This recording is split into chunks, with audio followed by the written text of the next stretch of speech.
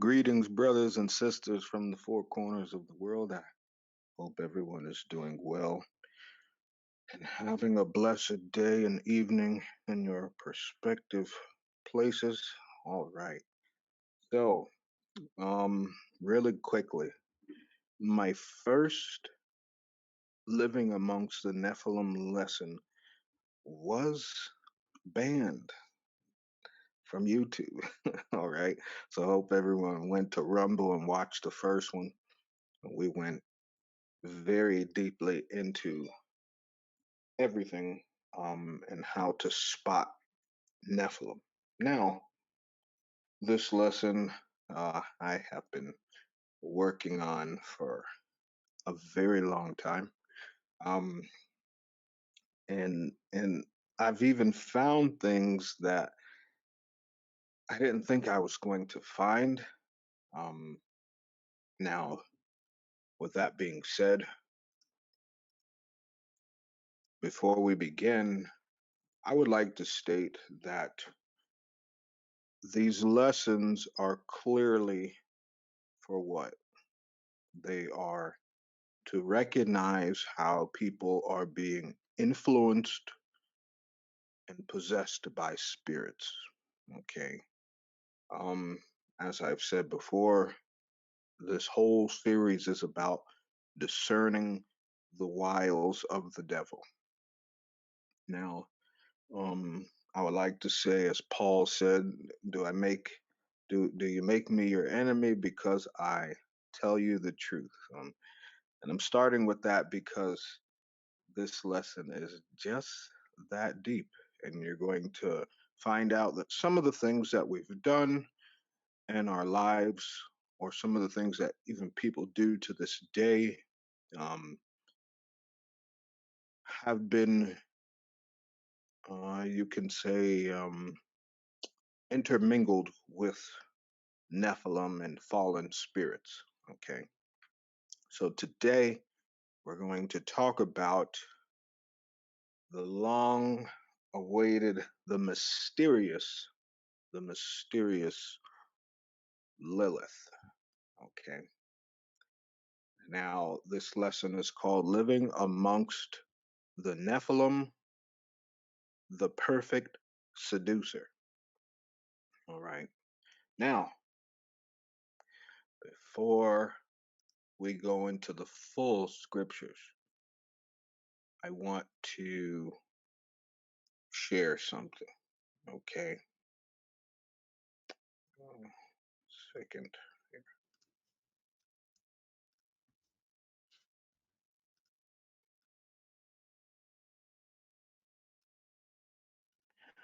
All right. So in Daniel chapter 12, and obviously this is not a part of the scripture of my lesson, but you'll understand why as this is the intro. Daniel 12 and 10, it says, Many shall be purified and made white and tried, but the wicked shall do wickedly, and none of the wicked shall understand, but the wise shall understand. Now, it's very important, brothers and sisters. You may say, why is it important that we understand someone who is not in the Bible? Well, see, that's where the error is, and I'm going to teach you throughout the Strong's Concordance and throughout the scriptures who Lilith is and where Lilith resides. Okay, and the future of Lilith, because there is a future for that demon, that fallen. All right. Now, going into Second Baruch.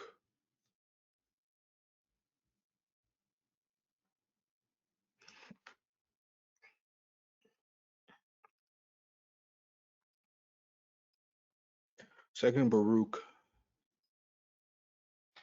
13.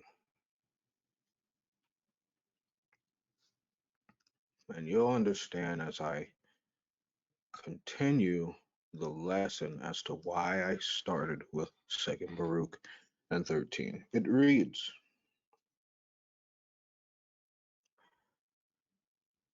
"And after these things, it happened that I, Baruch, was standing on Mount Zion, and behold, a voice came from the high heavens, saying to me, Stand upon your feet, Baruch, and hear the word of the mighty God. Because you have been astonished at that which has befallen Zion, you will surely be preserved until the end of times to be for a testimony." So the Most High was saying that the words, the scriptures through Baruch, would be for the end of times. This is why we have it. This means that if these happy cities will ever say, Why has the mighty God brought upon us this retribution? You and those who are like you, those who have seen this evil and retribution coming over you and your nation in their own time, may say to them that the nations will be thoroughly punished. Now, this is what the Most High said. If individuals see why things are happening, they're supposed to point it back to what? Baruch. And this is what we're doing. And this they may expect. And when they say in that time, when? You will say to them, You have drunk the clarified wine. You now drink its dregs, for the judgment of the Most High is impartial. Before he did not spare his own sons first, which are the fallen angels, but he afflicted them as his enemies because they sinned, also the children of Israel. Therefore, they were once punished that they might be forgiven. Now that's the children of Israel. But now, you nations and tribes, you are guilty because you have trodden the earth all this time, and because you have used creation unrighteously. Wow.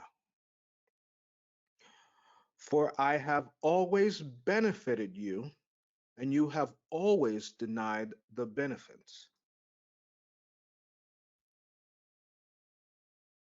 You're saying, what kind of starting to a lesson about Lilith is this?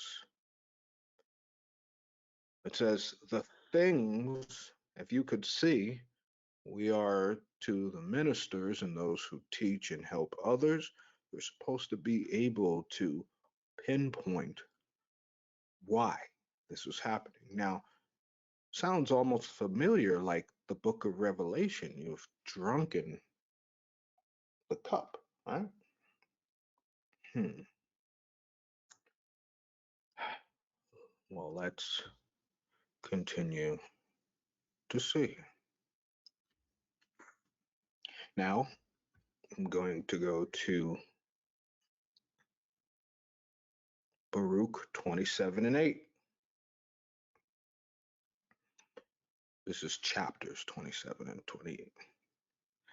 And he answered, let's see, excuse me, I just want to try and get it larger for y'all. And he answered and said to me, that time will be divided into 12 parts, and each part has been preserved for that for which it was appointed. In the first part, the beginning of commotions. In the second part, the slaughtering of the great. In the third part, the fall of many into death. In the fourth part, the drawing of the sword. In the fifth part, famine and the withholding of rain. In the sixth part, earthquakes and terrors. In the eighth part, a multitude of ghosts and the appearances of demons. In the ninth part, the fall of fire. In the 10th part, blank and much violence. You can see what that says. In the 11th part, injustice and unchastity. In the 12th part, disorder and a mixture of all that has been before. These parts of that time, of that time, of that time, will be preserved and will be mixed one with another, and they will minister to each other. For some of these parts will withhold a part of themselves and take from others, and will accomplish that which belongs to them and to others. Hence, those who live on earth in those days will not understand that it is the end of times. Why? Because these parts don't flow in order.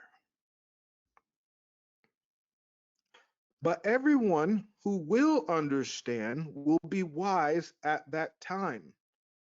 For the measure and the calculation of that time will be 2 parts, weeks of 7 weeks. That, that sounds a little too familiar, doesn't it? Weeks of 7.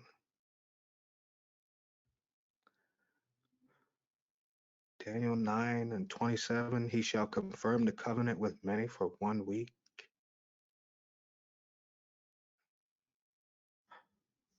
Never mind.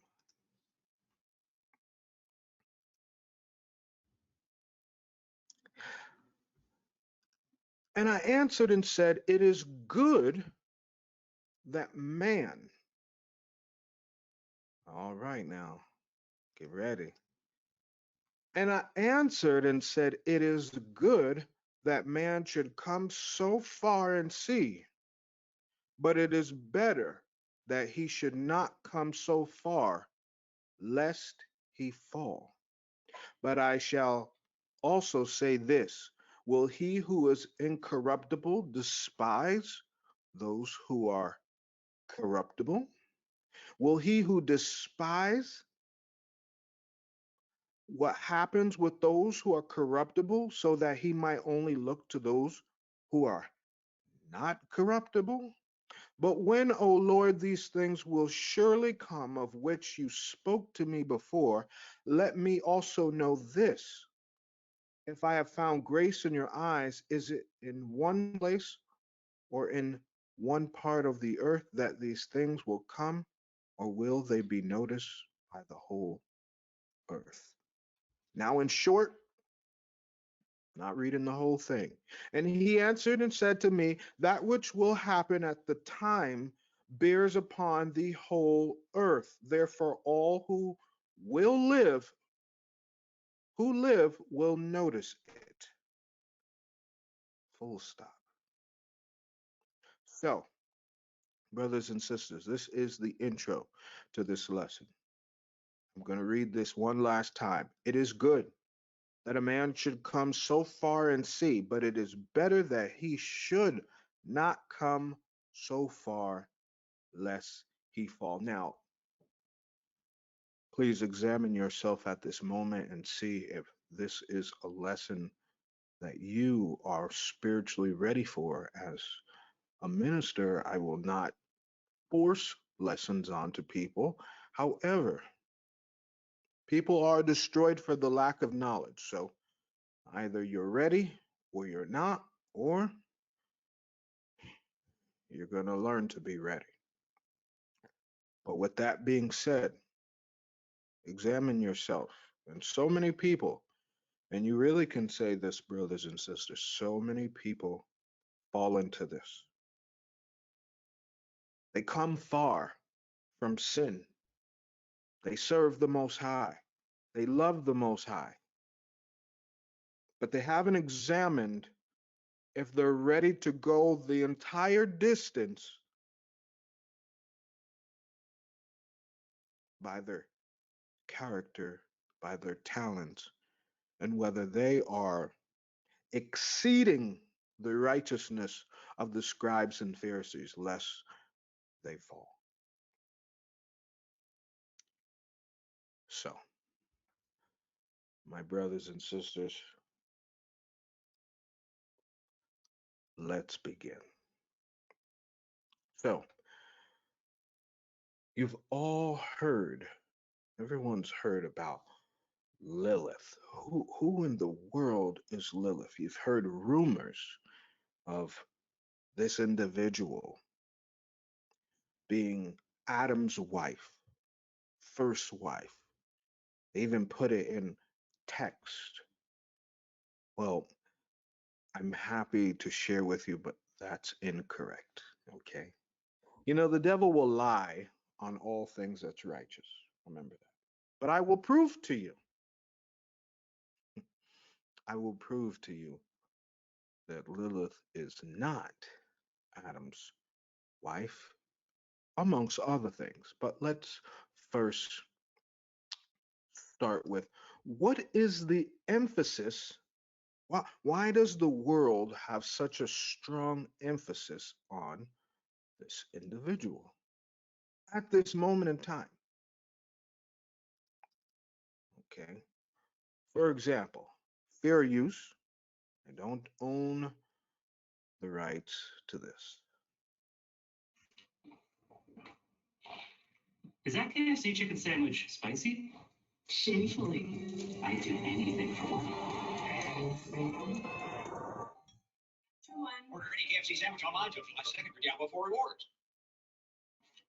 Mind you, that's still July 2nd for those who are in Babylon. What is the emphasis with hell to these people? I do not own the rights to this either. Fair use.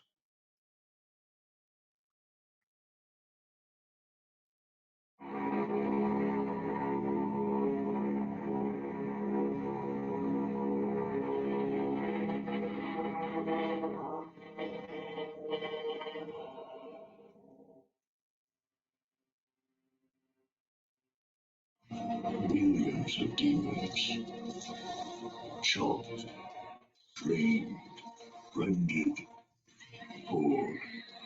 Diablo 4 brings hell to your door. The demon reaching.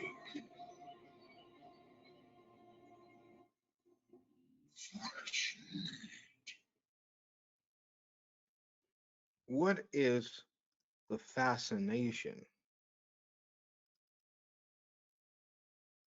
between the world? I do not own the rights to this either. Mientras comerte esta hamburguesa, a menos que te guste sudar, chillarte por gusto y alucinar con proteína, habanero y queso pepper jack. Miembros de Marvel Boys pueden encender su boca con la oferta única de una El Diablo sencilla por $6.66 en la app de Carl's Jr. It's everywhere. It's everywhere. Okay. It's everywhere. You can look in Birmingham, you can look in London, you can look in New York City. Welcome to hell, Birmingham. Welcome to hell, London. Welcome to hell, New York, so forth and so forth. What is the emphasis between hell? Why is there such an emphasis on hell and this individual?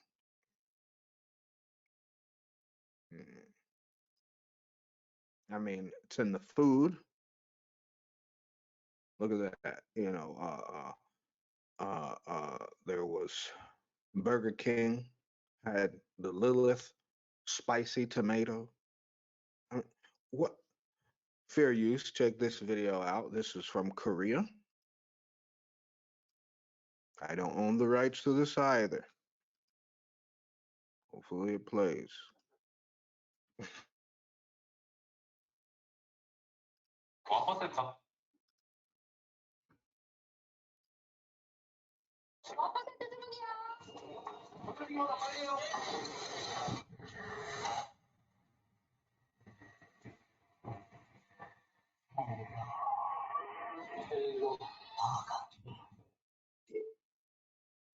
to hell. That's what it said.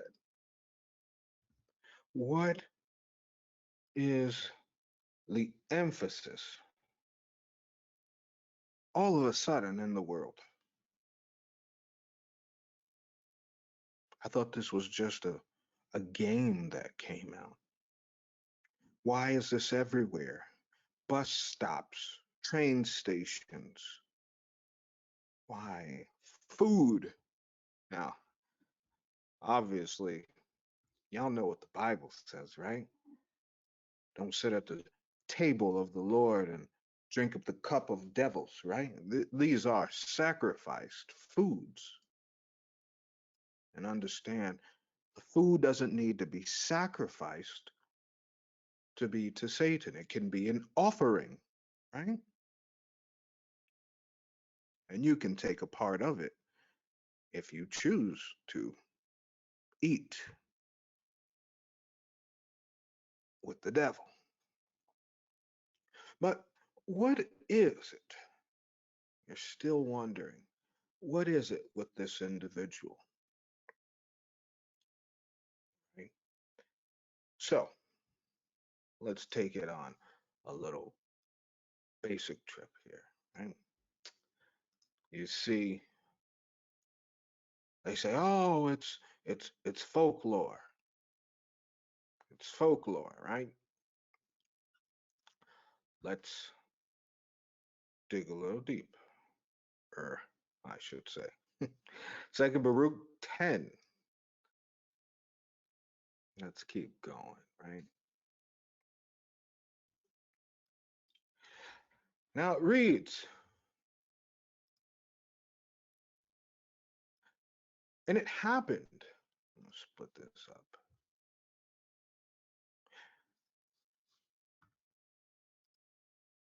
And it happened after 7 days that the word of God came to me and said, "Tell Jeremiah to go away in order to support the captives unto Babylon. You, however, stay here in the desolation of Zion, and I shall show you after these days what will happen at the end of days." And I spoke to Jeremiah as the Lord commanded me, because Baruch was the scribe to Jeremiah originally. And he then went away with the people, but I, Baruch, came back and sat in the front doors of the temple, and I raised the following lamentation over Zion. Blessed is he who was not born, or he who was born and died. But we, the living, woe to us, because we have seen those afflictions of Zion, and that which has befallen Jerusalem. I shall call the sirens from the sea, and you, Lilith, come from the desert, and you, demons and dragons, from the woods. Awake and gird up your loins to mourn, and raise lamentation with me, and mourn with me. Now, we're going to go over demons, dragons, and Lilith. So, it was very clear that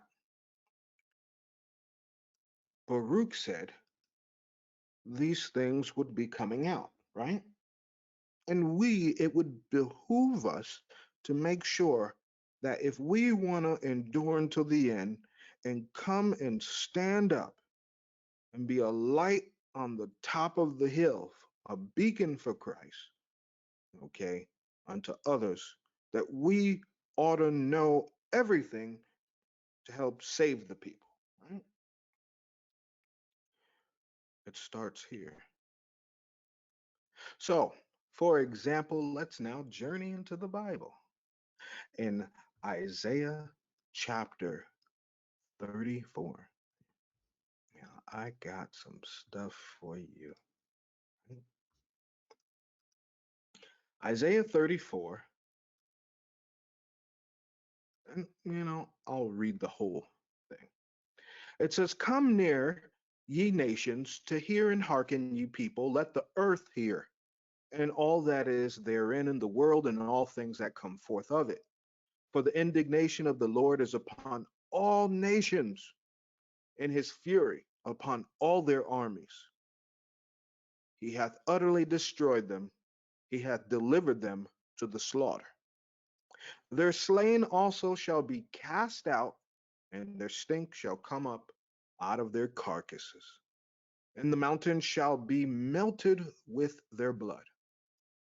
And all the host of heaven shall be dissolved, and the heavens shall be rolled together as a scroll, and all their hosts shall fall down as the leaf falleth off from the vine, and as a falling fig from the fig tree. For my sword shall be bathed in heaven. Behold, it shall come down upon Idumea, and upon the people of my curse to judgment. The sword of the Lord is filled with blood. It is made fat with fatness, and with the blood of lambs and goats, with the fat of the kidneys of rams. For the Lord hath a sacrifice in Basra, and a great slaughter in the land of Idumea. Now, Basra is bordering Edom and Moab, so slaughter will go between the children of Moab and Edom, which is Jordanians, and the children of Edom, the Khazars. Okay. And the unicorns shall come down with them, and the bullocks with the bulls, and their land shall be soaked with blood, and their dust made fat with fatness. For it is the day of vengeance, and the year of recompenses for the controversy of Zion. And the streams thereof shall be turned into pitch, and the dust thereof into brimstone, and the land thereof shall become burning pitch. It shall not be quenched night nor day, the smoke thereof shall go up forever. From generation to generation it shall lie waste. None shall pass through it forever and ever. But the cormorant and the bittern shall possess it, and the owl also, and the raven shall dwell in it, and he shall stretch out upon it the line of confusion and the stones of emptiness. They shall call the nobles thereof to the kingdom, but none shall be there, and all her princes shall be nothing.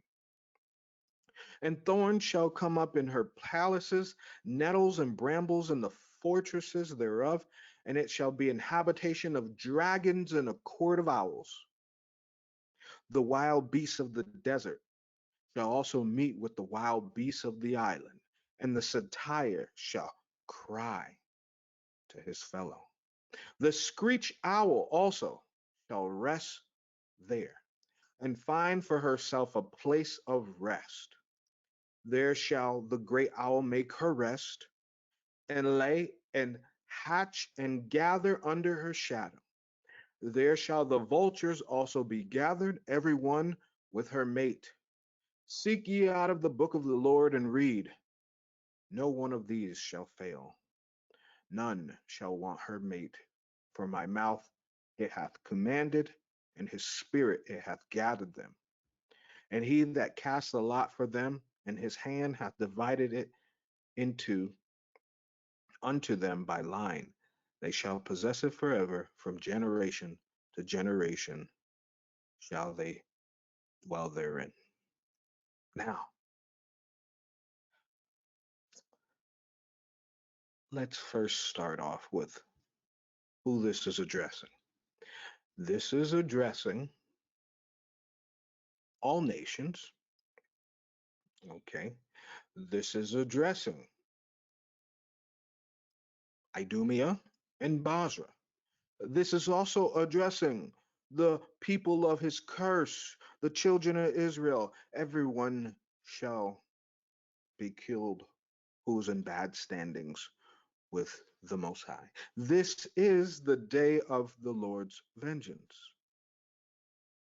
Now,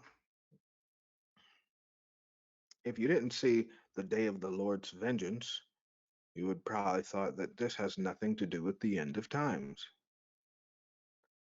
Now, you may say, I just don't necessarily get it. So this is judgment, okay? But there is a certain being that has rest in a certain place. The great owl makes her rest in the in a place that is a habitation of dragons and a court for owls. Okay, now watch this. Isaiah 34 and 14. Now you're wondering this word satire. Let's go and check it out. Satire means shaggy. Okay. It means a he goat. It means a fawn. It means devil. Okay. That's what a satire is, a devil, a demon, a goat demon. Okay. Hmm.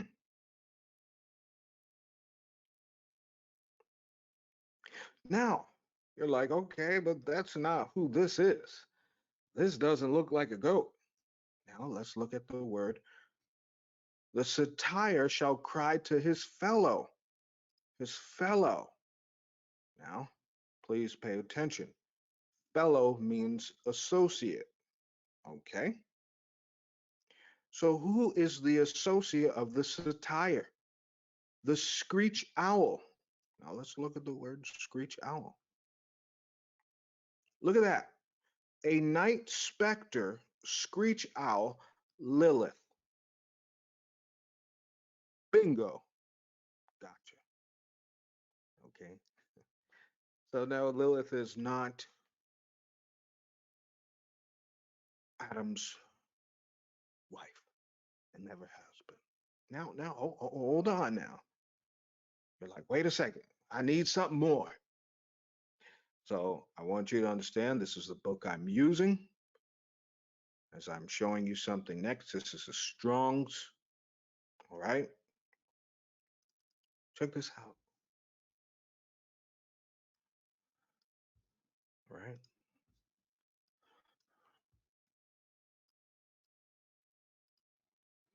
Now, it says Screech Owl 3917. Let's take a look at what I have here. As you can see, where my cursor is, Lilith, a night specter, Screech Owl. And it says from 3915, Lael, okay, Lael, or Lael, or La Yella, or Yale, okay. It says a twist away of the light, the night, adversity, night. So Lilith is in charge of bringing drama at nighttime. Okay. That's why they like you to go out and party in the dark and have a good time at night. Right? Why? Because what? She is the night. Layla. By night or during the night. Layla also figures deep calamity without comforting presence, without the comforting presence and guidance of God and or other kinds of distress. So when you feel like the Most High is not with you, or if someone is evil and they feel like all hope is lost, there's no sense of comfort, that's Lilith. Okay, that's Lilith. She brings the feelings of discomfort. Now, it says here during The Old Testament times, the night was divided into three watches. Now, you heard also witches go by this as well, right? They call it the witching hours. Look what it is: sunset to 10 p.m., 10 p.m. to 2 a.m., and from 2 a.m. to sunrise. Witching hours. Lilith is the witch who roams the night. Okay? She's the one. Now, you don't believe me. You need some more. Okay? Let's go into, and now this part here, you see my cursor, Twote. So Twote, for people who don't know, this is the book called the Theological Word Book of the Old Testament. So that's what Twote stands for, Twot. Now, check this out. Twote. It says 11, 12. Now, check this out now. Here we go. Look at that. Who's that? Lilith, aka Lilith, a female goddess known as a night demon who haunts the desolate places of Edom. I think it would be important to know who Edom is because I want to stay away from their desolate places because she's in charge of it. It says the ruin of Edom is so complete that only wildcat satyrs and Lilith will stay there. Wow. Wow. Right?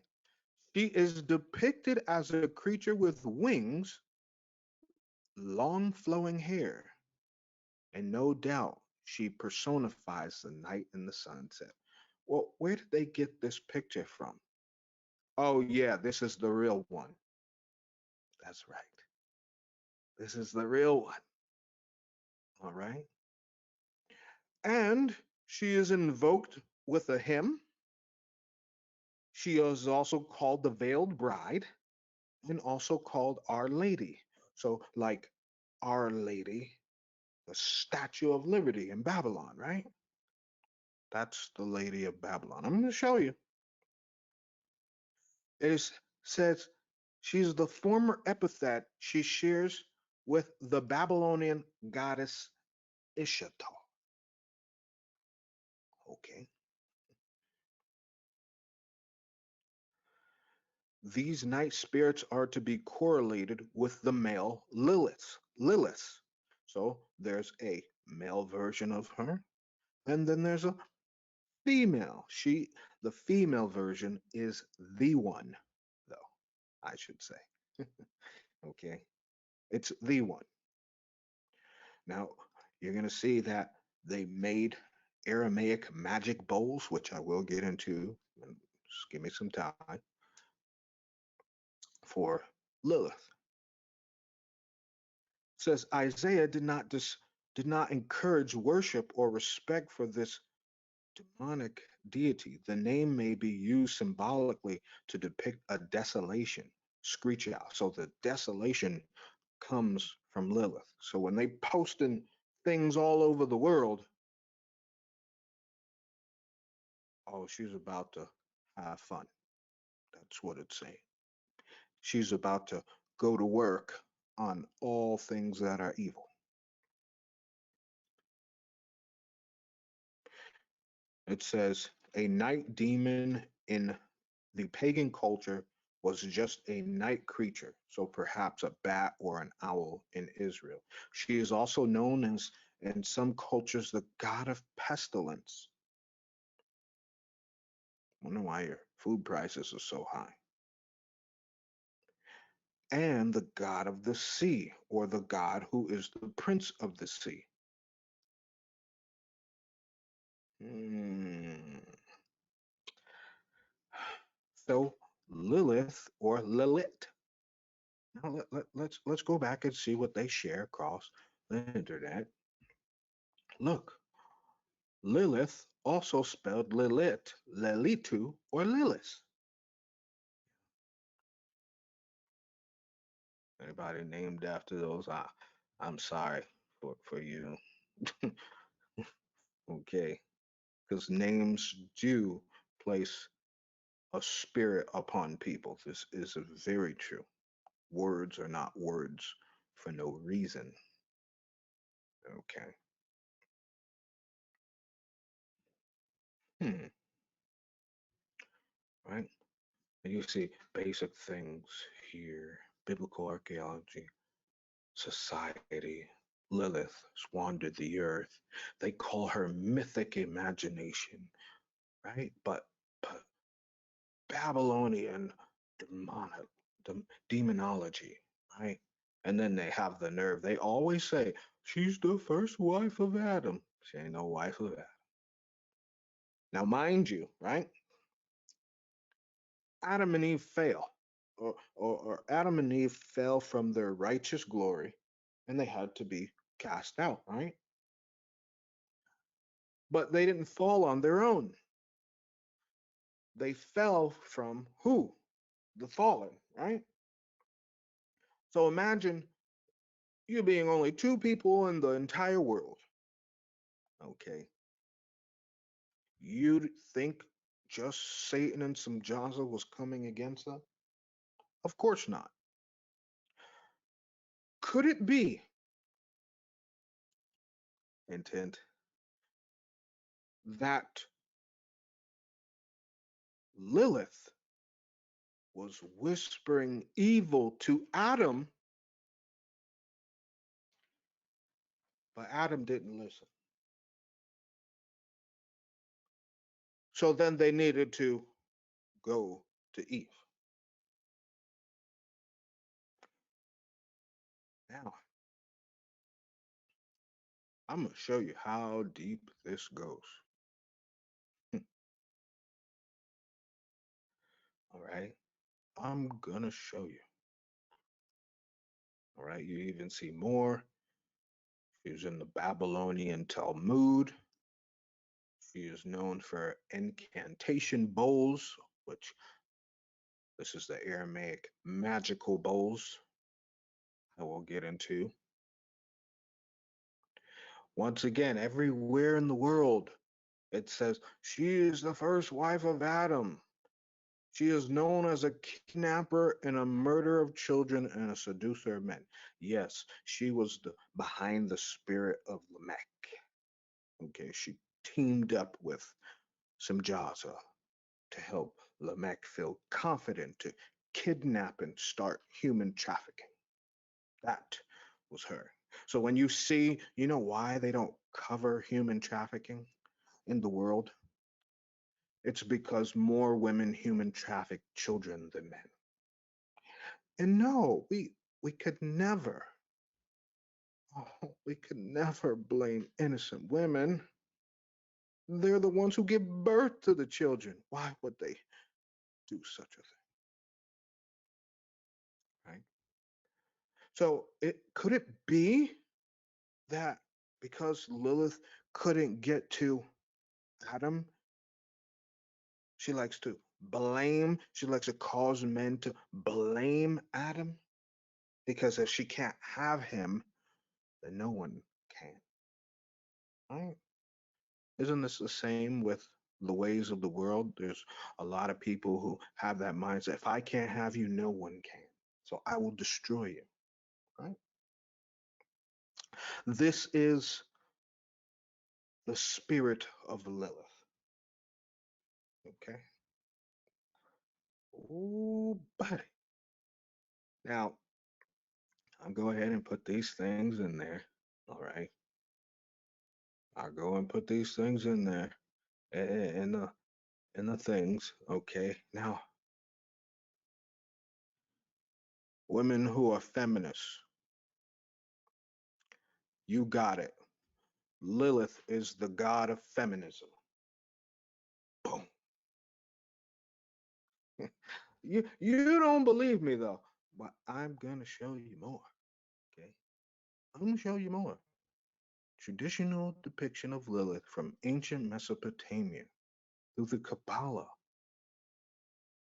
an anti-type of desired human sexuality and family life. Lilith not only embodies people's fears of how attraction to others can ruin their marriages. Yeah, she's a home wrecker. That's the spirit of Lilith. Or how risky childbearing, or of how risky childbearing or raising children are. Yeah, so those spirits of thinking that you can't raise your child, that's Lilith. But also represents a woman whom society cannot control. I'm a bad bee. I'm an independent woman.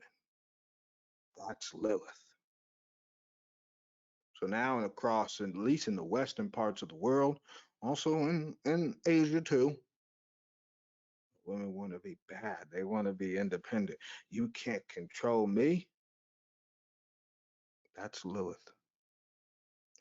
A woman who determines her own sexual partners, who is wild and unkept, and who does not have the natural consequences of sexual activity.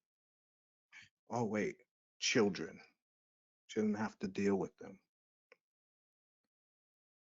Hmm. Plan B. Oh. Abortions, right? Can have sexual fun as long as you want. I'm going to make sure you're good to go. Let's not worry about those men.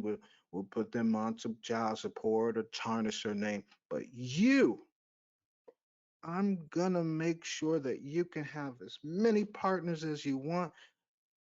And I'm going to give you what you need to do it, the freedom from natural consequences of having relations, childbirth. That's Lilith. It says the contemporary feminist movement found an inspiration in this image of Lilith as an uncontrollable woman and decisively changed the image of Lilith from demon to powerful woman. All the women who think they're powerful and want to be now. Oh my goodness. Well, there's a reason why there's more men in the truth than women. There's a reason why. And it's nothing against the sisters out there who are righteous, but my righteous sisters, you know, your own counterparts, females, do not like being told what to do. This is Lilith. They all have the spirit of Lilith. There was probably even a point where you had the spirit of Lilith, right? It's okay to admit. I mean, let's look at Mary Magdalene, one of the spirits that was in her. She had seven. You can research this. One of her spirits was Lilith. And look what Christ did with her, right? She even got her own gospels. So strong they hid most of it, by the way. I wonder why, because she was teaching women how to fight these demons, and they cut out her gospels. But nevertheless,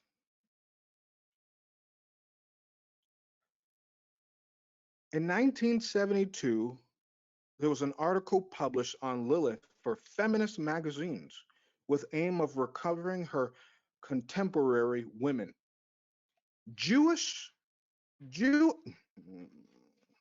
Jewish feminist magazine Lilith, founded in 1976, took her name because the editors were inspired by Lilith's fight for equality with Adam, meaning so their mindset was that if she can fight against Adam, we can fight against man. Oh, listen, listen, listen, listen. So if you want to be equal with man, you are Lilith. It's simple. It's simple. An article introductory issued spelled out Lilith's appeal and rejected the understanding of her as a demon. You mean to tell me women? It was women who made this, and it was women who rejected that Lilith was a demon. So now we have women taking on demons because they want to reject the truth. Now, remember it says creep in houses of silly laden women, right? Because they don't want to accept the truth. How many women out there? No, well, I want to be a part of the Most High and I want to be in the but. All these things have spirits when you want to come against the order of the Almighty. That's just what it is. I sit there and tell people all the time, you cannot sit there and blame another creation when it's the Most High who created you as a woman and us as a man. So it's not you don't have a problem with the man, you have the problem who created the man. So now the women are against the Most High completely. And this is why you see more men in the truth than women. Prove me wrong.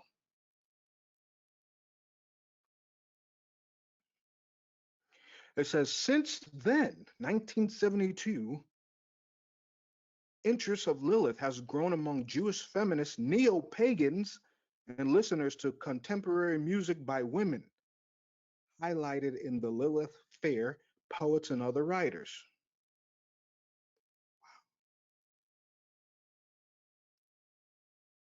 Recent book collecting many articles and poems of Lilith with specific focus on her importance for Jewish women. You know, Jewish, you know, but Revelation 2 and 9, 3 and 9, whatever. But this was a plan to destroy the whole world, all the women. You can't have any righteous ones, right? You can't have any chaste ones. You want them all to be out there. You want everyone to be out there. It says Lily Rivlin, the Jewish feminist who wrote the article, said afterward, in the late 20th century, self sufficient women, inspired by the women's movement, have adopted the Lilith myth as their own. They have transformed her into a female symbol for autonomy, sexual choice, and control of one's own destiny. Can you say Lilith, not feminism? If you want to do your own thing, Lilith. If you want to be in your own sexual choices, Lilith. If you want to have autonomy and be equal to everyone else, Lilith. We're just not going to call them witches. We're just going to say that's the Lilith right there. You see, because people are saying, oh, well, that's a Jezebel. But can you spot a Lilith? Who is the inspiration behind Jezebel? Lilith. There you go. Gotta find the roots. Oh my. Right? So look at this. Lilith, most popular demoness in Jewish mythology in ancient Babylonia, thought to be Adam's first wife. Bunch of garbage. Says, according to Jewish folklore, Talmud, Lilith was created equal to Adam and ran away because she refused to be subservient to him. So women don't like to listen to their husband. You mean the happy wife, happy life is a bunch of trash. It's trash. It is. It is. It truly is. Okay. Now watch this, right? There's one sister online. She says, happy man is God's plan. Happy wife equals happy life.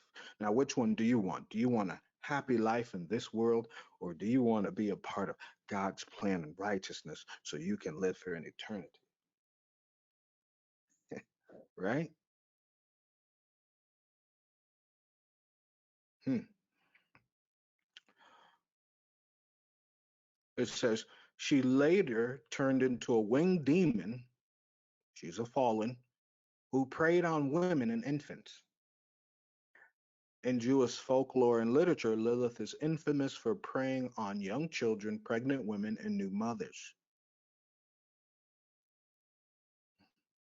She also has been portrayed heavily as a succubus who copulated with men in their dreams, stealing their essence to make more demon children. Didn't we talk about that in the books of remembrance? We're creating Nephilim children.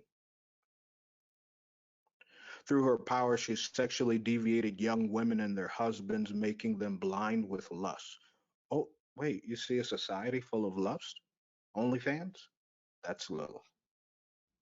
Who needs a job? I can just take my shirt off for 10 minutes, make a week's paycheck right there. So Lilith, it says she preyed on women. Overall, she was a she demon who symbolized promiscuity and disobedience. Wait, what? She is, man.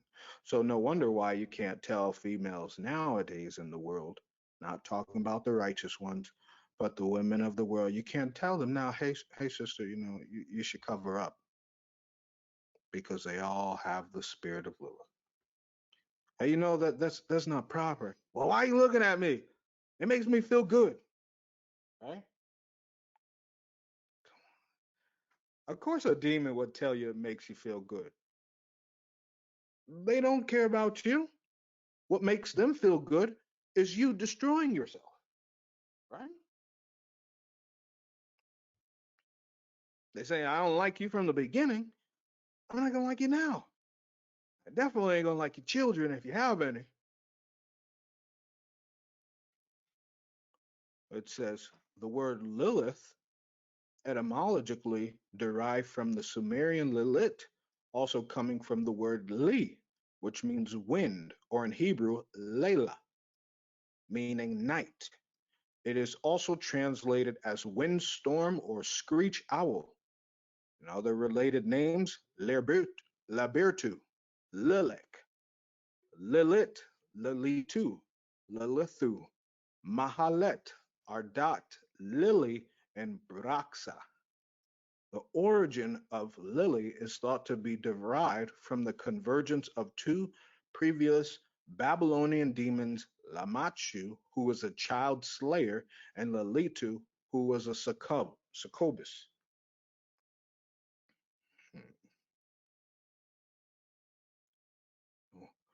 Watch this.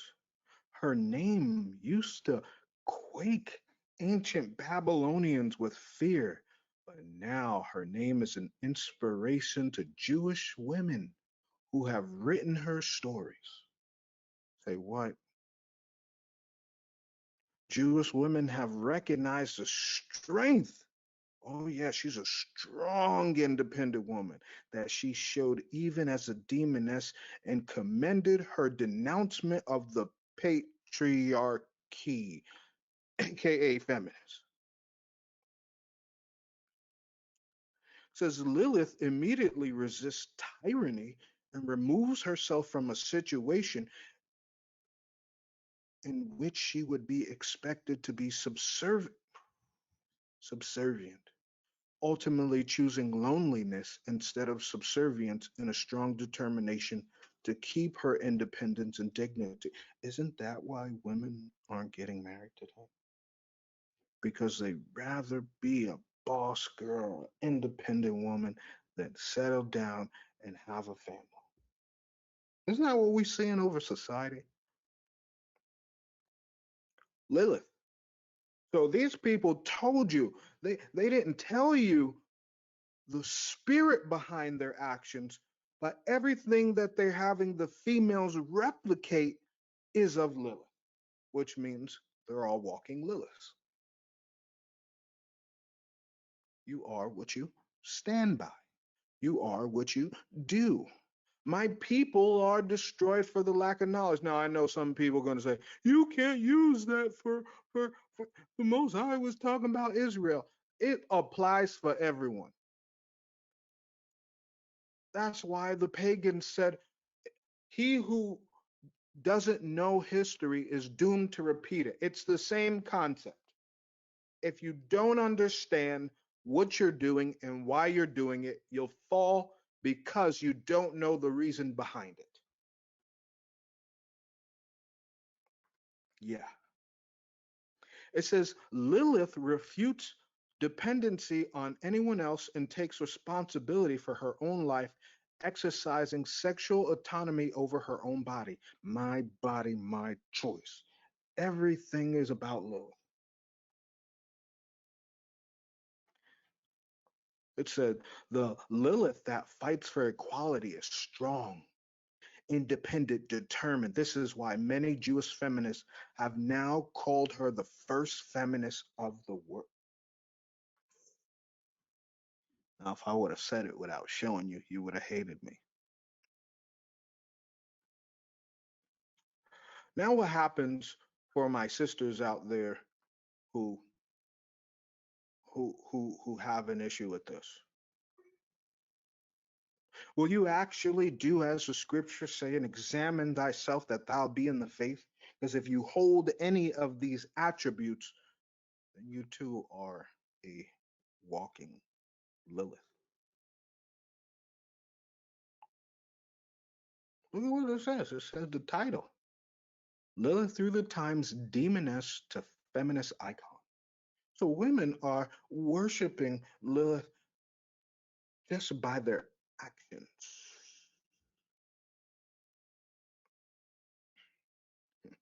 I mean, it's everywhere. It's everywhere.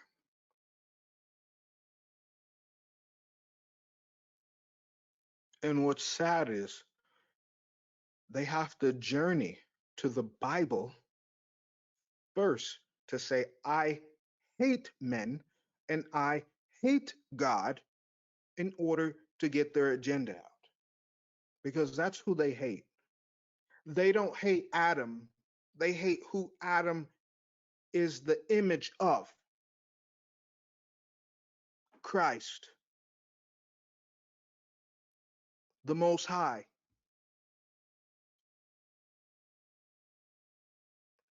Look, check.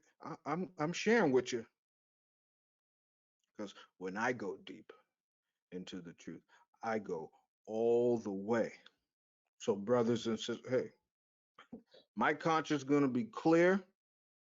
I say, Most High, I told and showed the people without a shadow of doubt there was no ever learning and never able to come to the knowledge of the truth. There was, I learned it, I put it with scripture, I saw it in the scripture, it was hidden, we pulled it out and showed, and it was up to the people to adjust their life and examine themselves if they be in the faith or reprobates, as the scriptures says.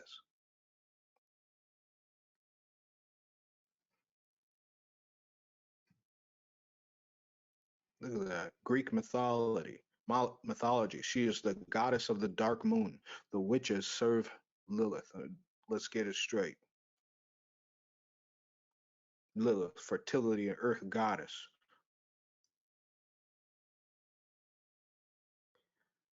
She is known as a demon woman who hunts men, seduces them, and drains their life with a kiss. Almost like what the Bible says, come lay down in my bed. I have cinnamon, I have this, I have that. I'll ruin your life. Just lay with me. Now you see women, and there was one psychiatrist I saw on social media. One psychiatrist went into a school of, I think it was sixth graders or eighth graders, and asked the females what they want to be. And one of the children said, I don't want to work. I want to be on child support. So why? Because you get a lot of money that way, and I don't have to do nothing. This is training children to seduce men to drain their life. This is Lilith. Putting a man on child support is a part of Lilith's agenda to drain someone's life so that you can live and continue in your sin, right? Because let's be real, child support is not supporting children. Let's be real. Let's be real. Now, for some people, it may be life and death. Praise the Most High if they need it. But for you're talking about a good portion, a majority, your child support should be your life support. Your life support should be the Most High, not the government saying, I'm going to drain someone's life so you can thrive and party and do your hair and nails and well, I have to look good for my interview, right? That's a part of taking care of this child. Because if I don't look good, Lilith, it's Lilith. Hmm. Even they go to say Lilith myth is in every religion known to mankind. That's how powerful. Not every demon is known, but Lilith is in the face of everything. Okay.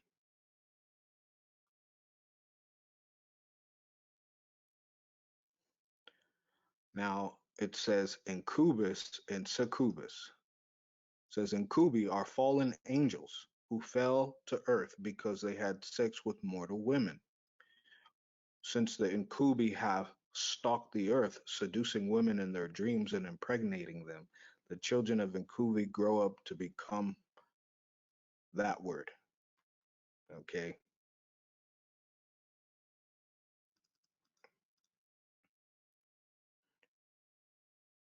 Okay. So succubi are females, incubi is males. Okay. And yes, this is true. You've heard of riding the ghost and different things. If your mind is not pure, they are going to, yeah, they're going to, yeah. Okay. But you're more than willing. I'm giving you some groundwork here.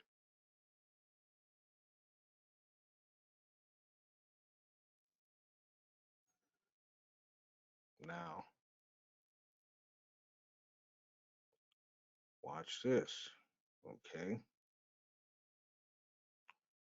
Other biblical and non biblical legends portray Lilith as a terrible mother goddess. Her clergy is desired as being temple prostitutes.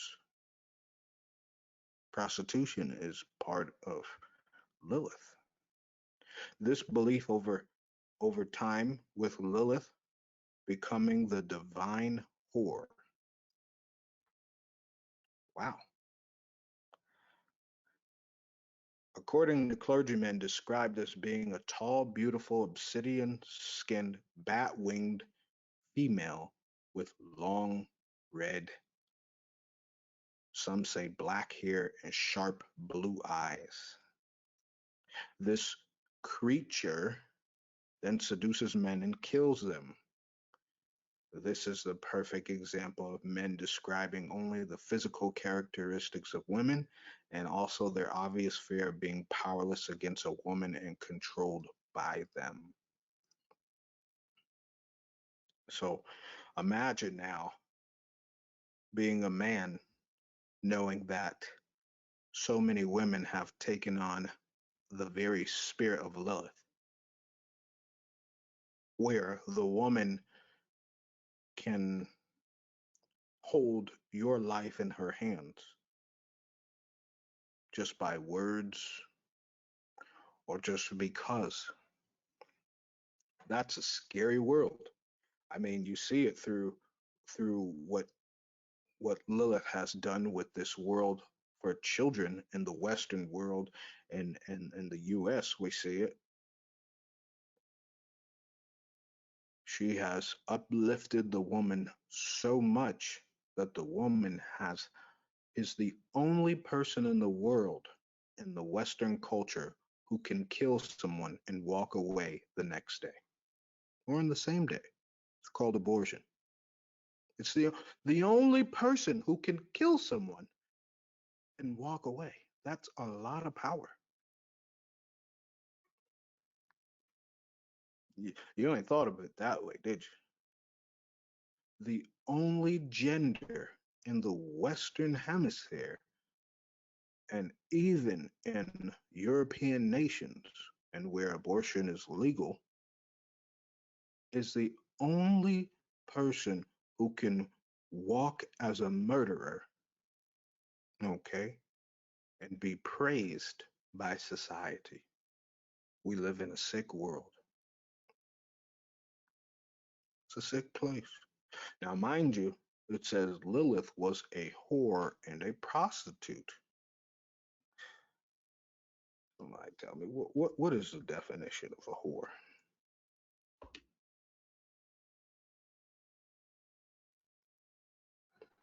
An adulteress, a prostitute committing desire, someone, a female who loves to be in her desire.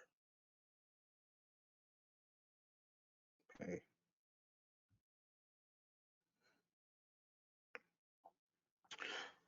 There's, and then you can see here is related to pernomy, which means sell. Okay. Now it says what? For prostitution.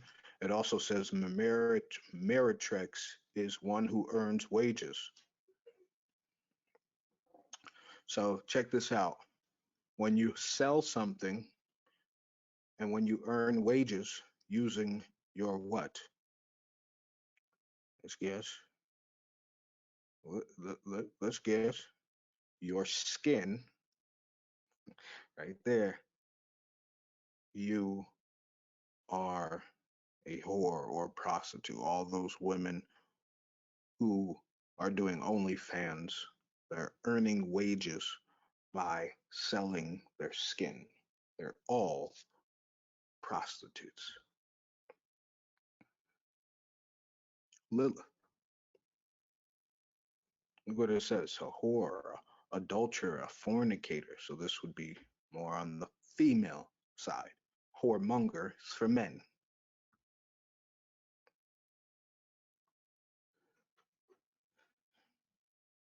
Boy, oh boy, right? Boy, oh boy. And people, people, they hate to acknowledge the truth. But why, why deny the truth when the truth is there to set us free? Right? The truth is literally there to set us free. So tires or what? The goat demon and the screech owl is Lilith. Isaiah 21. Now, we're going to go deeper than just knowing who Lilith is. Okay. Isaiah 21 and 11 reads, the burden of Dumah. He calleth out, he calleth to me out of Seir, watchman, watch of the night, watchman, watch of the night. Now, the night, when it's saying watch of the night, it's the same text, Lilith. So it's saying, watchman, watch out for Lilith. That's what it's saying. You see it right there. You see it. You see it. Wait.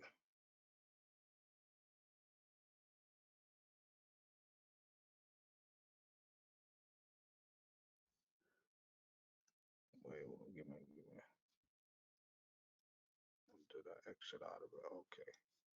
You see it. Ain't gotta lie to nobody. I'm here to help people get stronger, save your soul. It says Watchman. It was a 3915. Came from what? 3917. Lilith. Lilith. Screech Owl. 3915. It's the same thing, which means it's saying, Watchman, watch out for Lilith. How can you watch out for something you don't know what it is? It's not saying watch out for the night, it's saying watch out for the evils of Lilith. Lilith is the night.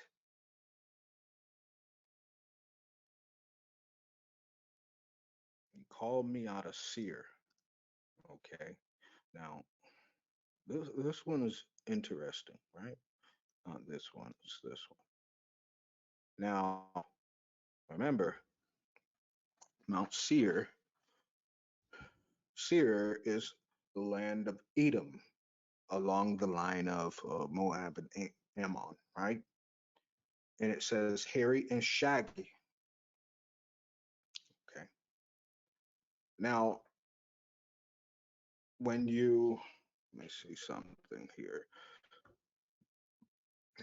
Let me see if I took a picture of this. If I didn't, I'm sorry. Ooh, let me see. No, I don't think so. Give me 1 second. All right, brothers and sisters, thank you for your patience in that brief pause. Okay, so right back to seer. Okay, now the Strong's Concordance was, excuse me, was 8165. It says rough, seer, a mountain of Idumea, and its aboriginal occupants. Okay. You go back into Isaiah 34 and 14, it talked about what? The satire. Satire had the same 8163. Okay. So 8163, 8165. Originally it said what? 8165 was Mount Seir, a mountain of Idumea. Okay, that's original. But it said it derives from 8163. So this was 8163 was Sair or Sawyer, okay, from Shaggy, Fawn, He Goat, Goat, Devil. Sair means devils. It says the word represents beings that were objects of pagan worship. Some translate them as goat demons and goat idols. So think of it also as when you hear in sports, I don't know if women may have heard of this, but I know men, who are athletic, you've heard of, oh, this person is the GOAT. This person is the GOAT. They're the greatest of all time. So they're worshiping their God. Now, really quick, why would Mount Seir go back to the word 8163? It was because the Idumeans served and lived in a mountain that was filled with devils.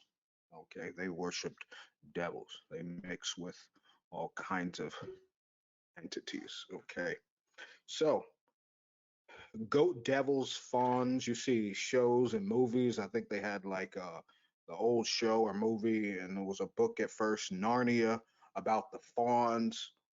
Those are all demons. Okay, those are satyrs or sires. Okay, screech owls are what? They're obedient to Lilith, the screech owl. So this demon, Lilith, this fallen, has a very, very big influence on other demons, just not a regular demon. Lilith is not a regular demon. Okay. Lilith is a heavy hitter of the fallen angels. This is why we keep seeing it everywhere in the world. Korea, UK, you know, uh, it was in the US, South America, Mexico. It's everywhere. Why? It's telling you, and things sort of transpire from one year to the next, right? So, for example, last year was in Babylon in different parts of the world. It was like, oh, they went from abortion to LGBT rights, right?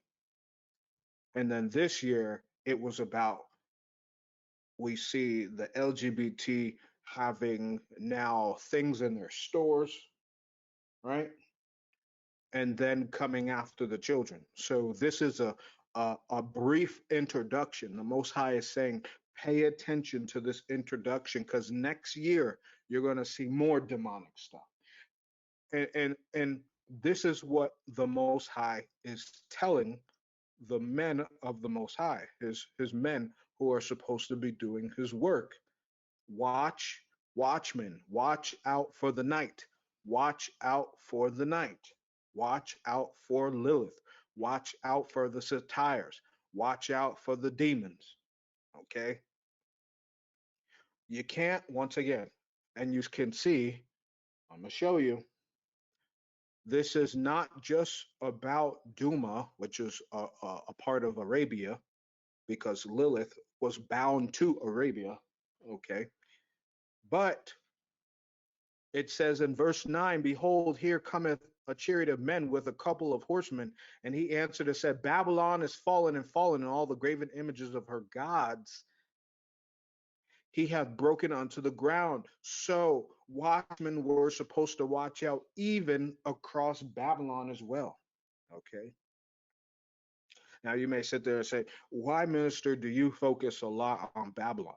Well, people in Babylon are going to be the ones who perish first. It's better to focus on people who perish first than to focus on the parts of the world that perish last, right? Because the people in Babylon have less time. Makes sense. Now, it's not to say that, the Most High doesn't love brothers and sisters across the world, but I try and link in everything to show you and then how everything goes back to Babylon. All right. So the watchmen across the world were supposed to watch out for what? Watch out for Lilith.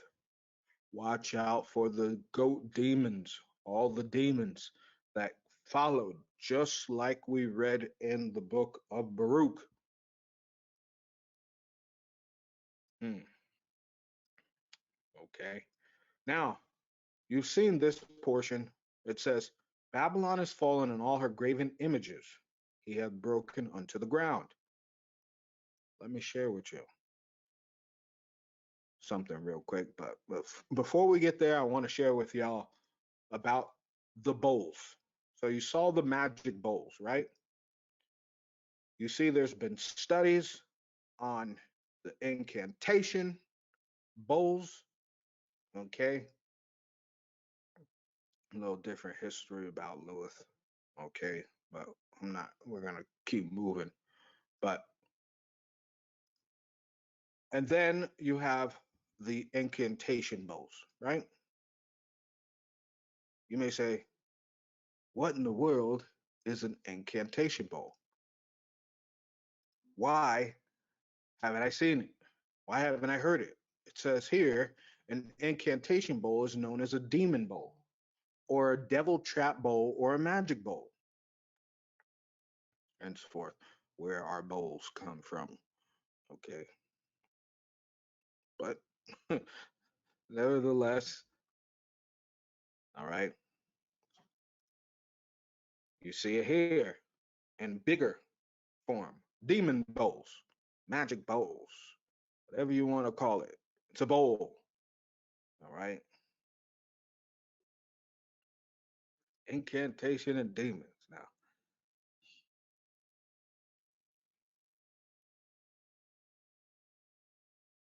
hmm. I'll put this article in there too so that y'all can read it. I'm not about to read the whole thing. All right. Magic bowls. But I will do y'all better. I just go and share with you from a museum. Fair use. I do not own the rights to this video.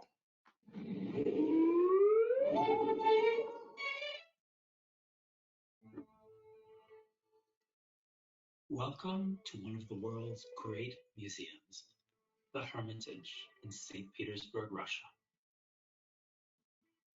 The museum collection began with Queen Catherine the Great in 1764, and it's been open to the public for the last 170 years. For people outside Russia, it isn't easy to get here. But even if you can, the vast majority of the museum's 3 million artifacts are off limits and known mainly to scholars. And the Jewish treasures of the museum have never been widely known. We'd like to invite you to join us for a rare tour and for a glimpse of Jewish history and culture as they appear in the treasures of the Hermitage.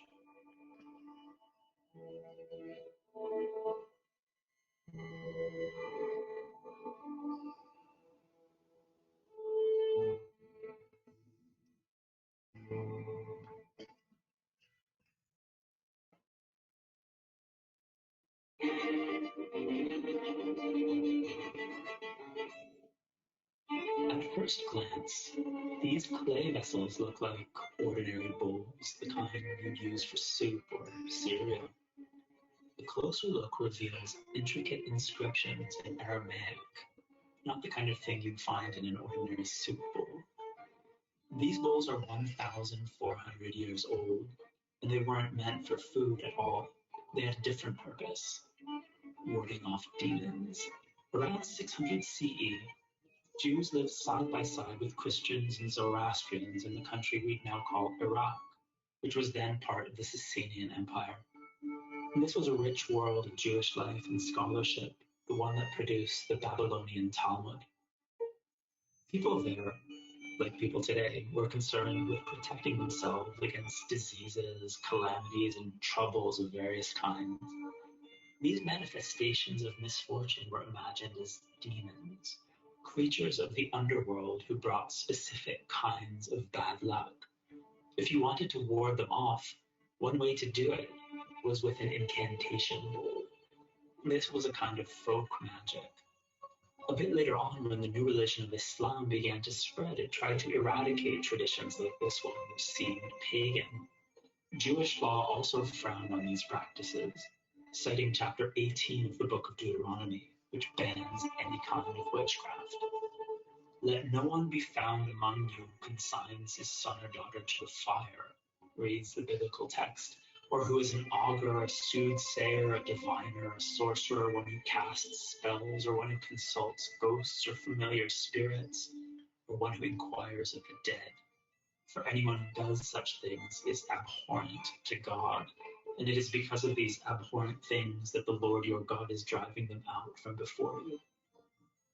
But despite that ban, Jewish magic bowls were popular in and around Babylon for hundreds of years. People were still using them as late as the 9th century. And interestingly, it wasn't just Jews. In fact, scholars now believe that of the approximately 1,000 bowls that have been found so far, 2/3 were created by Jews for non-Jews. The bowls were first inscribed with an incantation in the Aramaic language, then used in a magic ritual, and then buried under the threshold of a house or in a corner. And they were supposed to prevent demons from coming in. Most of the homes where bowls have been uncovered didn't belong to Jews. They belonged to Zoroastrians, members of the majority religion of the Sasanian Empire, and in some cases they belonged to Christians. These people ordered the bowls from Jewish artisans. The names of many customers appear on the bowls. Some are Jewish, like Safra, son of Chana, but many others aren't, like Ahu, son of Machlafta, or Mirduch, daughter of Hoz Mirduch, or Bachranduch, daughter of Iti. How do we know that it was Jews who painted these bowls? The spells are in Aramaic, a language that wasn't used only by Jews. But the inscriptions were written in Hebrew characters in a script that resembles the one used in the famous Dead Sea Scrolls, and the bowls often include Hebrew quotations from the Book of Psalms, from the Torah, or from Nephilim, the books of the prophets. Sacred manuscripts written on parchment were expensive. It was much easier to commission an incantation bowl. All you had to do was go to the market and buy an ordinary clay bowl, like the kind that was commonly used at the time to serve wine. Then you found a Jewish scribe and matched the spell to the problem you wanted to solve. One bowl in the Hermitage opens with a list of misfortunes, including pains and illnesses, demons, satans, and tormentors. It goes on to say, "May Machlefana son of Erita be sealed at his four sides, on his right and his left, in front of him and behind him, so no tormentors will afflict him." The spell ends with the ritual Hebrew words, Amen, Amen, Selah, and a final command, "Go away and depart, evil demon." Some bowls make reference to the demon of fever, for example, while others mention epilepsy and cataracts.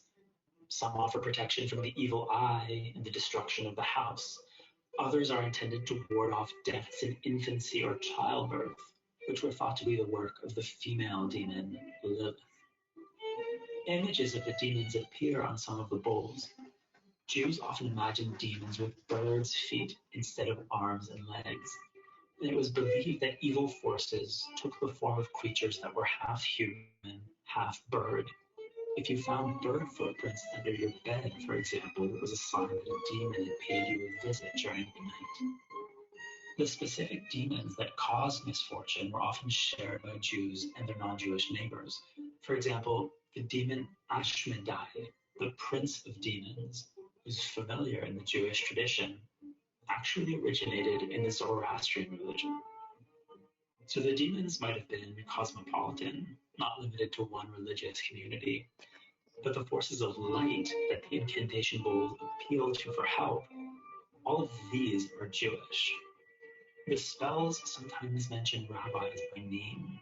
We also find references to three angels named Senoi, Sansenoi, and Semagilov. These three are familiar from Jewish mystical traditions where they appear as magical protectors. But the incantation wasn't just about the content or the meaning of the words. The Hebrew letters themselves were thought to have a protective power. The spell was also written in a spiral, so that when the demon was reading, it would feel dizzy.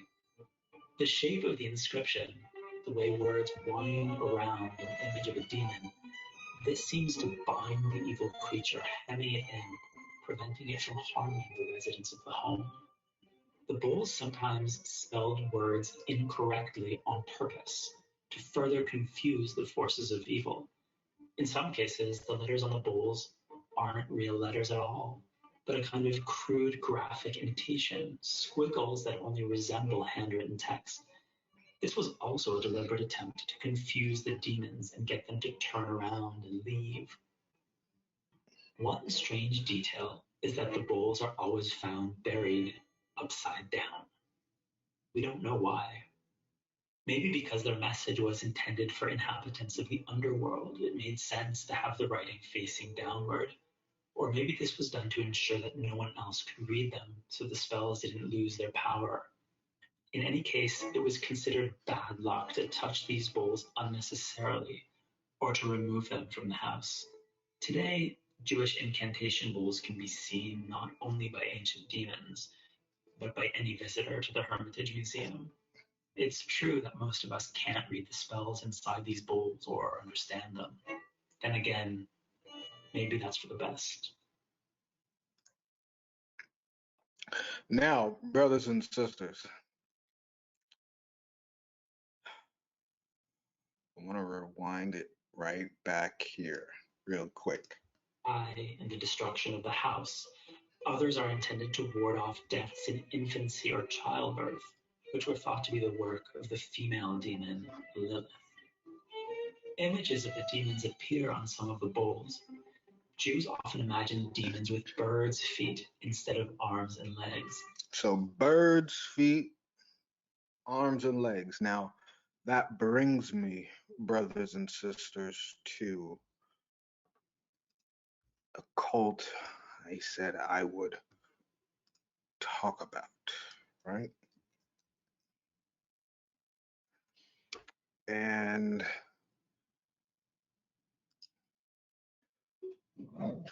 excuse me, this cult is the Abraxas cult. Chicken head, snakes as its legs. Okay. You may say, what does this have to do with Lilith? Now, once upon a time, there were women who were in charge of something called the Thousand Points of Light. They were called the Mothers of Darkness in English, and their original name is Chatouille de Emerois. Okay, a Belgian that's called the Mothers of Darkness, or the Castle of the Mothers of Darkness. Okay, now for the sake of making sure that this stays on a platform, okay, I've chose not to put the video on, but you can do your searching. However, yeah, it's pretty disturbing. So, um, yeah, it's not something I'll tell someone to go deeper into. Trust me. Um, but their lineage, the Mothers of Darkness, their lineage goes back to Vlad the Impaler or Impaler. Now, I did a video. I had a what was it, Prince Charles or King Charles, right? Who was recently, sworn in, or however they do it, whatever the case is, right? They were he was, did a whole ceremony. He became the king of, those areas over there, whatever, whatever. Now, Vlad the Impaler is connected to the royal family. All the people in the royal family have his bloodline. Now, you may say, Thousand Points of Light, Vlad the Impaler. Okay. Vlad the Impaler original name was Dracula, by the way. Okay. Now,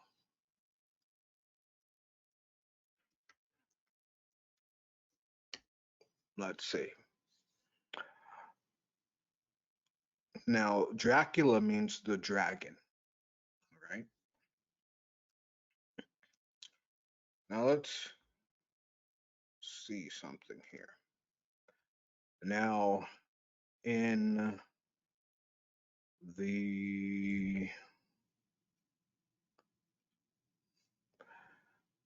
the Satanic Bible, that's another name for Lucifer. Is Dracula right there? You see it. Okay. And Lilith is also in the Satanic Bible as well. So it connects. Okay. Boy, do people gotta be careful. All right. Now, this word Dracula also comes with the territory of everyone's favorite beloved singer, Drake. Okay.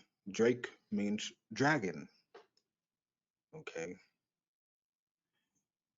Also means a huge serpent, sea monster, dragon.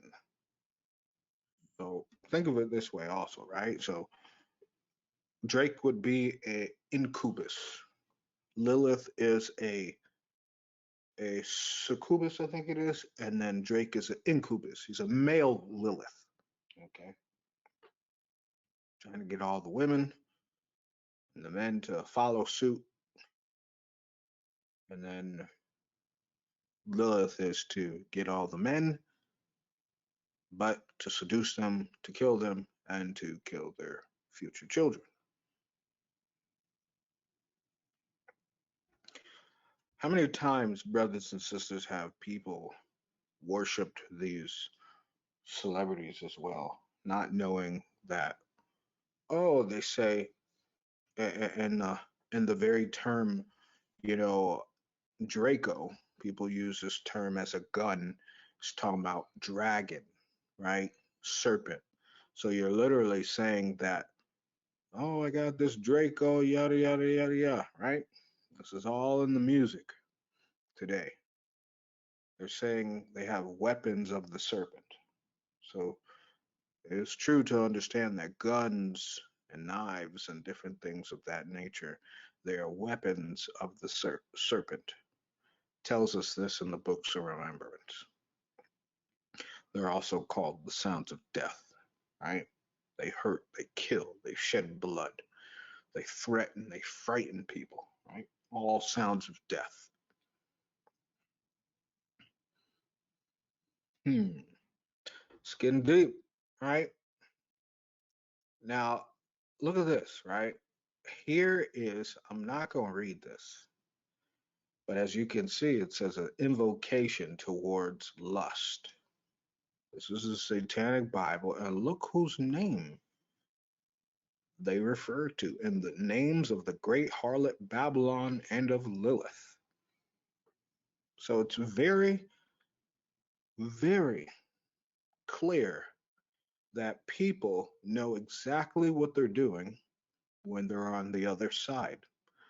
The sad part is, look what this satanic Bible says about people who hold the Bible. It says this is the very first page as well. It says on Saturday night I would see men lusting after half-naked girls dancing at the carnival. And on Sunday morning, when I was playing the organ for tent show evangelists, at the other end of the carnival lot, I would see these same men sitting in the pews with their wives and children, asking God to forgive them and purge them of carnal desires. And the next Saturday night, they'd be back at the carnival or some other place of indulgence. I knew then that the Christian church thrives on hypocrisy and that man's carnal nature will out. That's what these people think of you. They think of followers of Christ as hypocrites, right? Think of that, though. For every hypocrite, someone has left turning from Christ. Think about that. Because there's someone watching you saying, this is how you serve the Most High? Might as well not. That's deep. Think about that. Now we bring it back to Lilith, right? For every one portraying the ways of Lilith, there's someone watching like, you want me to believe this is how God wants me to be? You want me to believe that this is how God wants you as a female, as a woman to be? Now, look what it says. This is also in the Satanic Bible, Hebrew female devil. Obviously, it's not Adam's wife, but it says the one who taught him the ropes. So understand this. Now let's flip it, right? Because she's a demon for females. So she would be the ones who taught the females the ropes of everything they do, along with Azazel, because Azazel taught the women how to beautify, right? She just taught women how to seduce, right? In certain things, right? Now, this is deep, okay? Because going back to Drake, Dracula, Lilith, it all goes back to those 1,000 points of light. Now, I'm just going to mention this briefly. So, They were the mothers of darkness, Chatel, Des Amirois, okay, and they all come from the bloodline. All right, these mothers of darkness. They do worship Lilith. Okay, they do. All right. Now, y'all remember that movie with Tom Cruise years ago, right? Called Eyes Wide Shut. That movie was based on the Mothers of Darkness. That was their castle. They did those ritual parties. Okay. You've heard of the truck scandal. I'm not going to mention that because they yeah.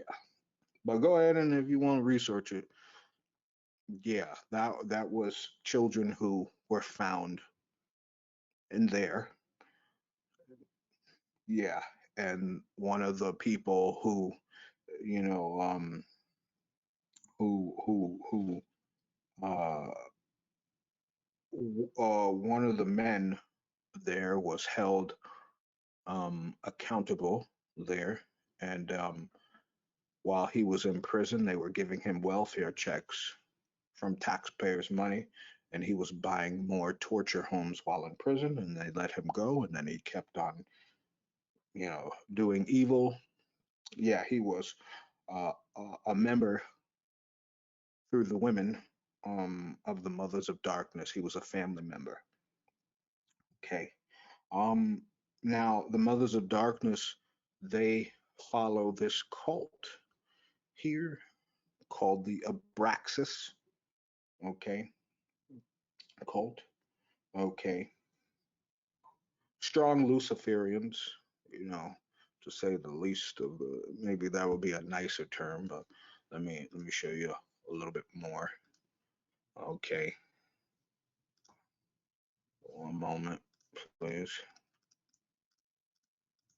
Got that, you know, robot thing going on here. Okay,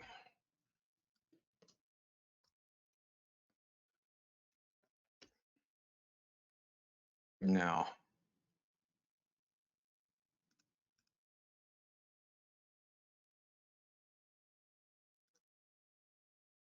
let me see, where did it just go?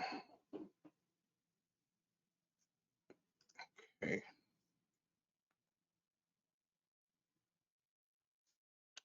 and I'll get one more. Thank you for your patience, brothers and sisters. Do appreciate it. Okay,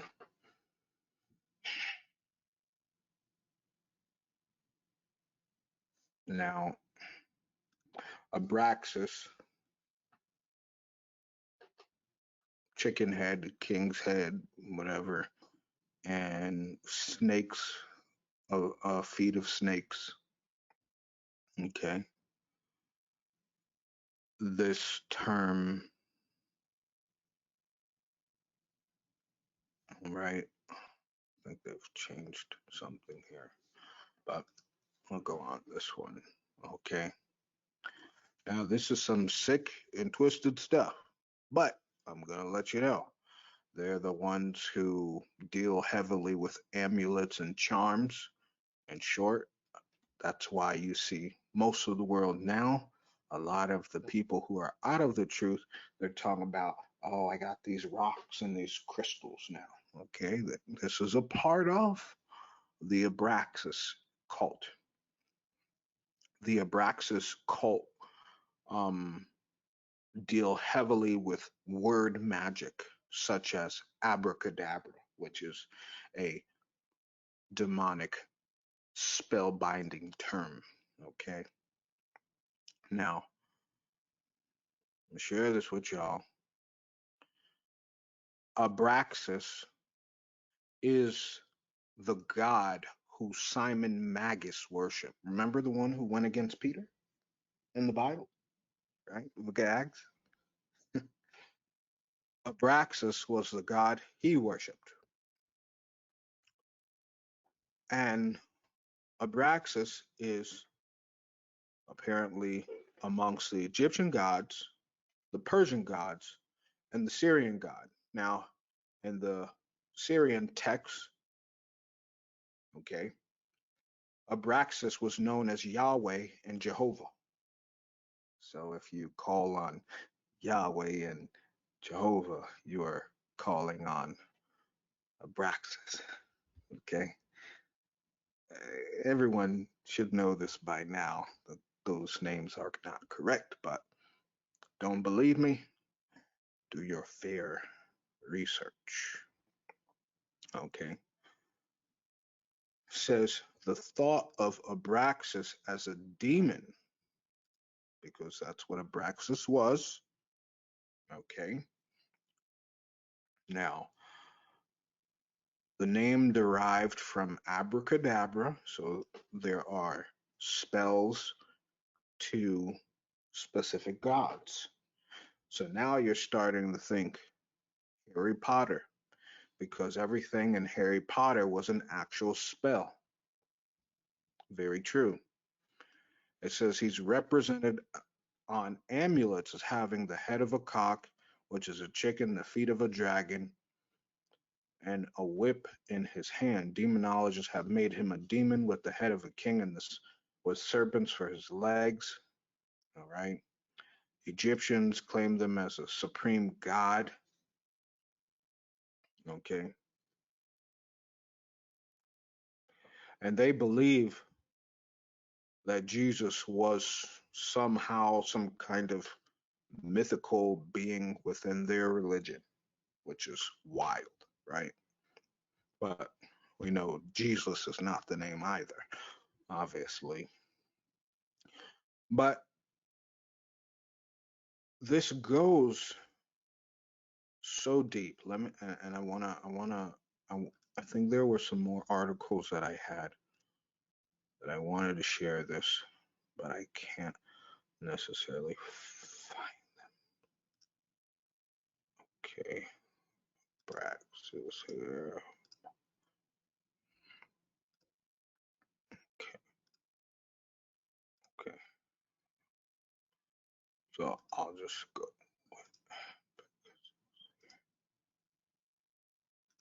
Okay. So I do apologize. I can't. Other ones must have made a mistake. But nonetheless, so when I did some more research, did anyone know that there was a Jewish potion book called the Tree of Knowledge that has 125 magic spells for curses, healings, love, charms, and amulets. And then we all of a sudden see all these crystals and people coming out with these things. Right? None of this is none of this is by accident. Okay. I'm not gonna sit here and read any of it, but like I said, I will place it in the link. All right. Crazy things here. All right. Now, this goes to the Abraxas cult. All right. Luciferians. Now, they also, this Abraxas cult that followed under the thousand points of light, as you can see, even presidents and the UN gives out these awards every year to make sure someone is following the thousand points of light. Okay. Showing you that when the Bible says, because of the women we die in the world, it's these women. These women are in charge of presidents and prime ministers. They are the ones who conjure up other demons and allow demons to possess them. It says these women took, I'm talking because I took the notes on the video that I will not share. These women followed the scriptures of the children of Israel and how they sacrificed children to Moloch and other deities, and they follow the same. There's a room in their castle where they call it the Thousand Points of Light, where they sacrifice people. Okay. And then from them disbanded out these individuals called who? The daughters of Lilith. Hey, okay. I'm going to break it all the way. All right. I'm going to bring it all the way. Daughters of Lilith. According to some legends, Lilith is sterile, hence her resentment of pregnant women. Man, isn't that crazy, right? Nowadays, it seems to be that they hate women who give birth to children. Right? They even hate you for, you're no longer a strong woman for carrying a child for 9 months.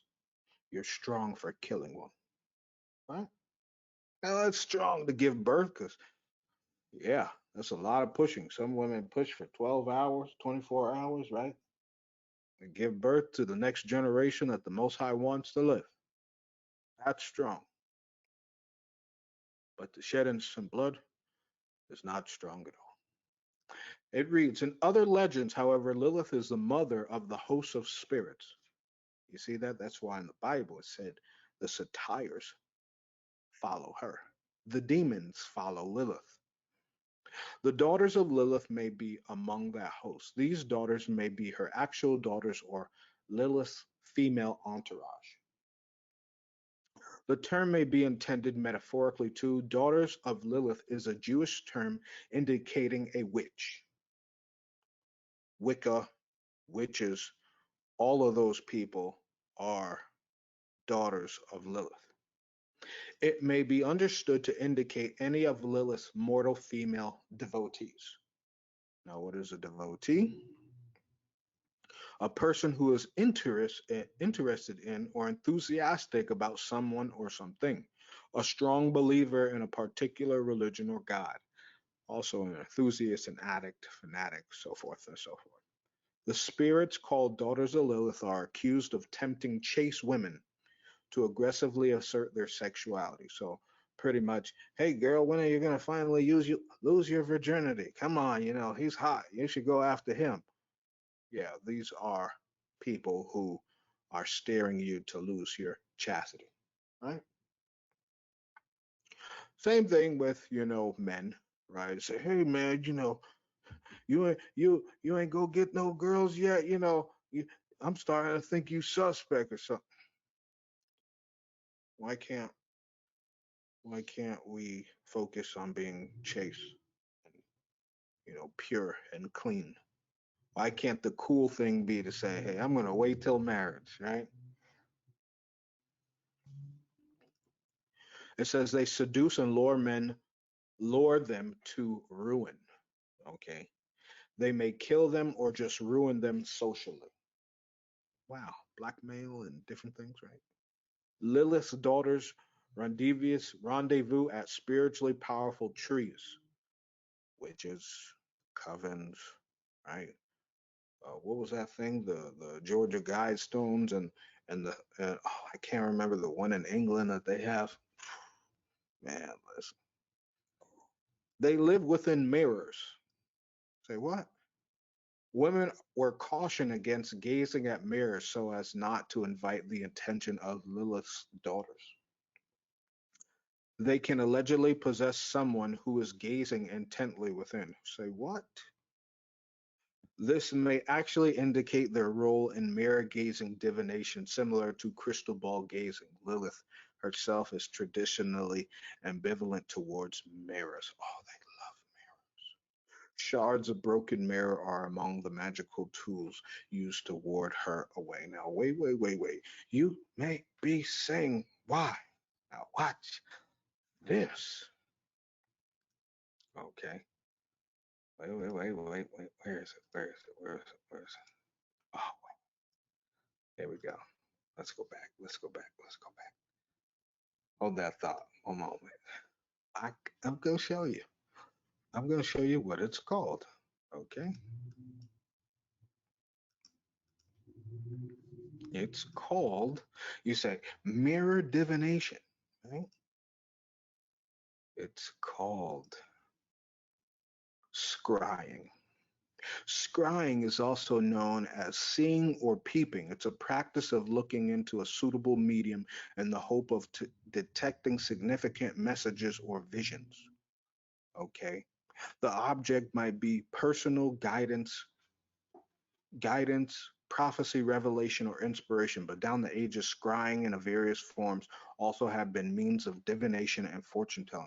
So, for example, when they told you to go into a mirror and recite stuff, that's gazing into the mirror. And so they want you to get inspiration from looking at yourself. But guess what? It's not really yourself. It's not really yourself. It's not really yourself. Because mirror, mirror on the wall, right? You thought that was just a movie. They were showing you that that was witchcraft. They was talking to the mirror. Isn't it funny how it doesn't matter whatever home, apartment, wherever you live, you can always find a mirror, but they'll never give you a table. They'll never give you a chair. Why you don't give me a clock? But they can have a mirror everywhere. Can I get a free bed? No. You got apartments and houses where you can get rooms full of mirrors, but you can't even get a refrigerator. You can't even get a washer or dryer for your clothes, but you can get mirrors. Why? It's called scrying. But but it doesn't stop there. Okay? It does not stop there because it involves self-induced trance. That means you have to be looking at yourself. You got to be so involved, so self-minded, so high-minded into yourself that those spirits come into you. Because now just don't think it's mirrors, because it's also smartphone technology. That's why every screen is black, and they call it Mesoamerican culture, dating all the way back to the Mayans and Aztecs. That's why when we turn our phones off, it's always black. It's a portal. They have studied the South American and Central American cultures of the things they use to allow spirits to channel into them. Oh my goodness. This is all part of divination. So now when you're doing selfies all the time, that's all you're looking at is a spirit looking back at you. Or the spirit is saying, hey, I'm going to use you. I'm going to go than you. And how do you think they created smart technology where you could be talking about something and your phone is in your pocket and then you swiping on Google or social media and then it pops up? Spirits. These are mirroring spirits. Come on, brothers and sisters. The weapons of our warfare are nowhere close to carnal. That means the weapons of the evil is nowhere close to carnal either. They're all for a reason. They're all spiritual.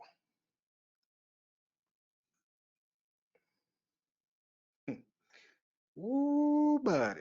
This is more on the bowl. They even got women who paint, calling Lilith's daughters, paintings based on, y'all. Come on. This goes too far. This this goes just too far. Okay.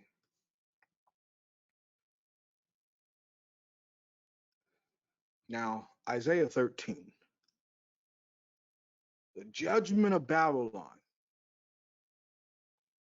says, the burden of Babylon, which Isaiah the son of Amoz did see, lift ye up a banner upon the high mountain and exalt the voice unto them. Shake the hand that they may go into the gates of the nobles. I have commanded my sanctified ones. I have also called my mighty ones for mine anger, even them that rejoice in my highness.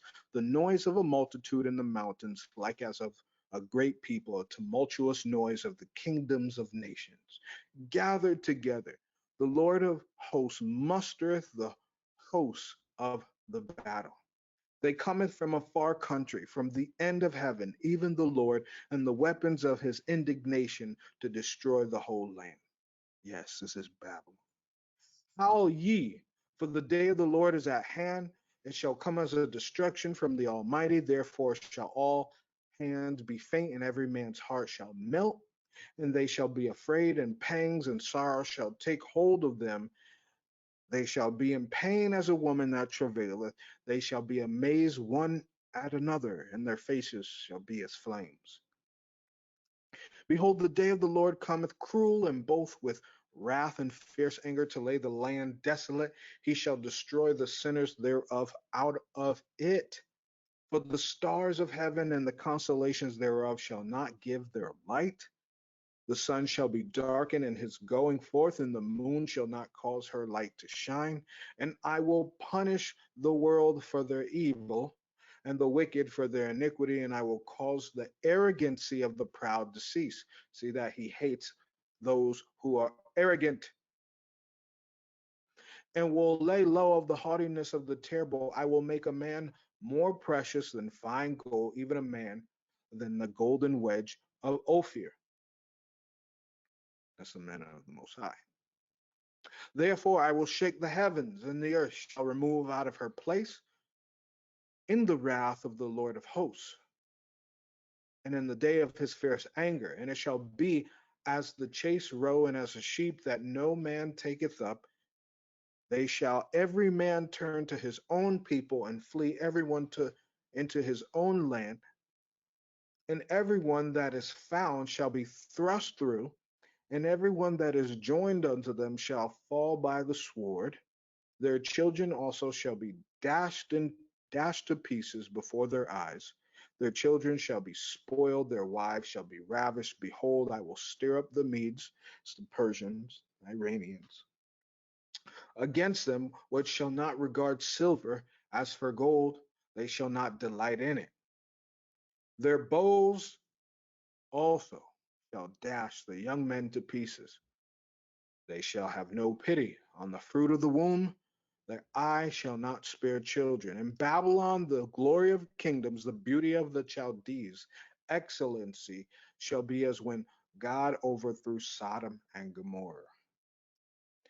It shall never be inhabited, neither shall it be dwelt in from generation to generation, neither shall the Arabian pitch tent there, neither shall the shepherds make their fold there.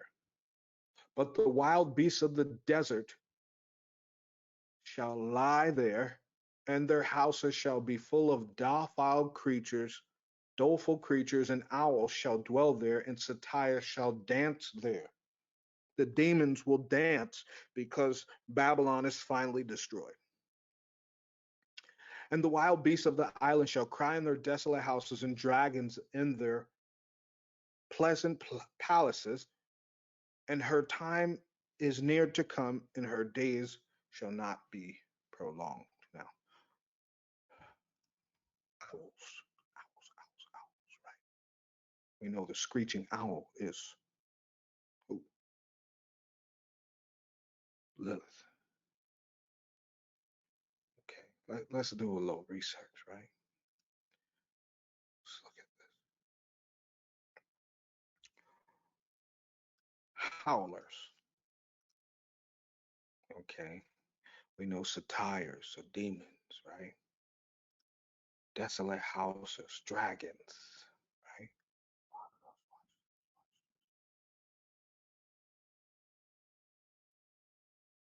A dragon is a land monster a sea serpent, a jackal. They also say whale too. Tanium, tanium. Okay.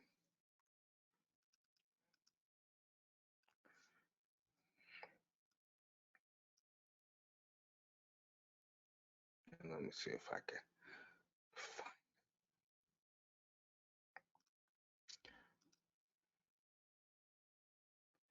Bear with me.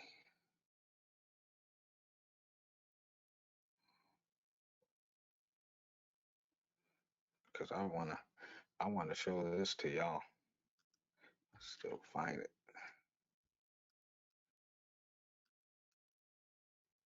What a dragon is.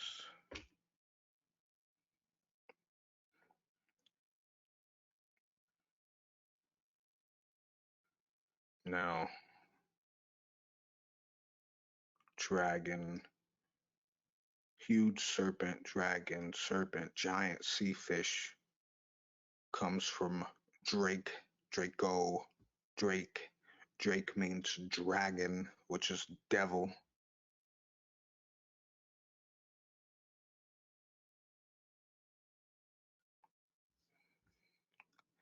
Wait a second, cause give me 1 second. I want to find this for you guys.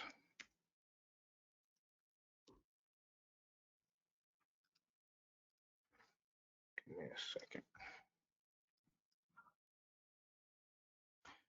All right, brothers and sisters, watch this. So I apologize. I wanted to find tenon.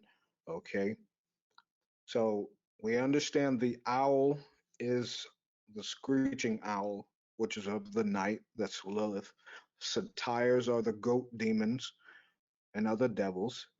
And then the dragons. Okay. Watch this. Now, says a large unknown sea animal. Yeah, okay.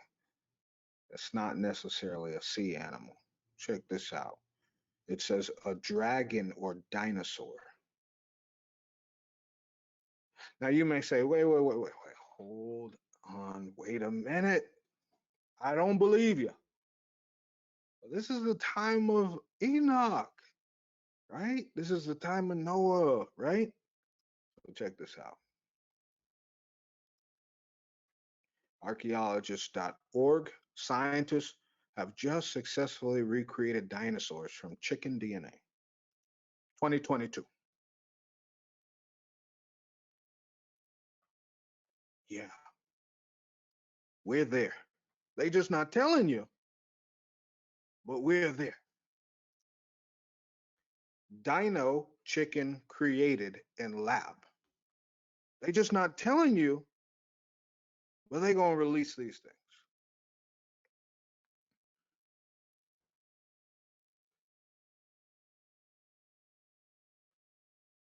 Why wouldn't they tell us? Why were the forefathers, all the prophets, why were they scared and said it was better to be dead than alive in this time? Because they have things that's going to stop our hearts at the very glance of them when we see them. I always sat there and told people, you sit there and think these movies is a joke. Transformers is real. They created them already. Let me see if I could look that up. Let me see, because I saw the picture out there in Japan already.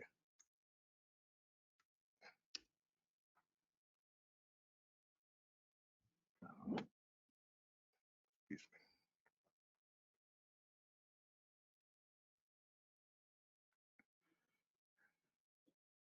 I saw it. They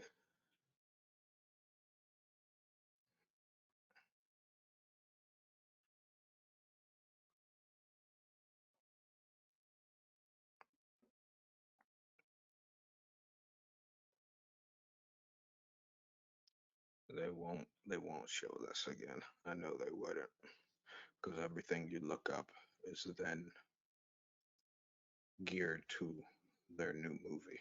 But But they do have it. I seen it years ago. I was like, no way. But I told people when I was young, I said, these are not movies. You want to know how I know? The mothers of darkness who serve Lilith, called the daughters of Lilith, right? They have parties called hunting parties where they undress the captives that they take and tell them to run. Now, what movie does that sound like? Oh, that's right. You thought it was a movie in Purge. So while you going to watch the movie, someone is actually living that. They just don't get these ideas from nothing. They get them from their lifestyle. Brothers and sisters, they get them from their lifestyle. Now, this is why it says Babylon needs to be destroyed, because they're a part of creating all these things. Now, watch this, right? Babylon is a part of everything evil. You will go to countries and give them money for Planned Parenthood, abortion clinics, even the alphabet community, but you won't go to give them money to rebuild their schools for the kids. In your own country, you will put more money into prison than you will for your kids. It's a problem. It's a problem. But it has become the home of every evil. Yeah, don't believe me. All right, let's get down and dirty. Let's keep going. Jeremiah 51,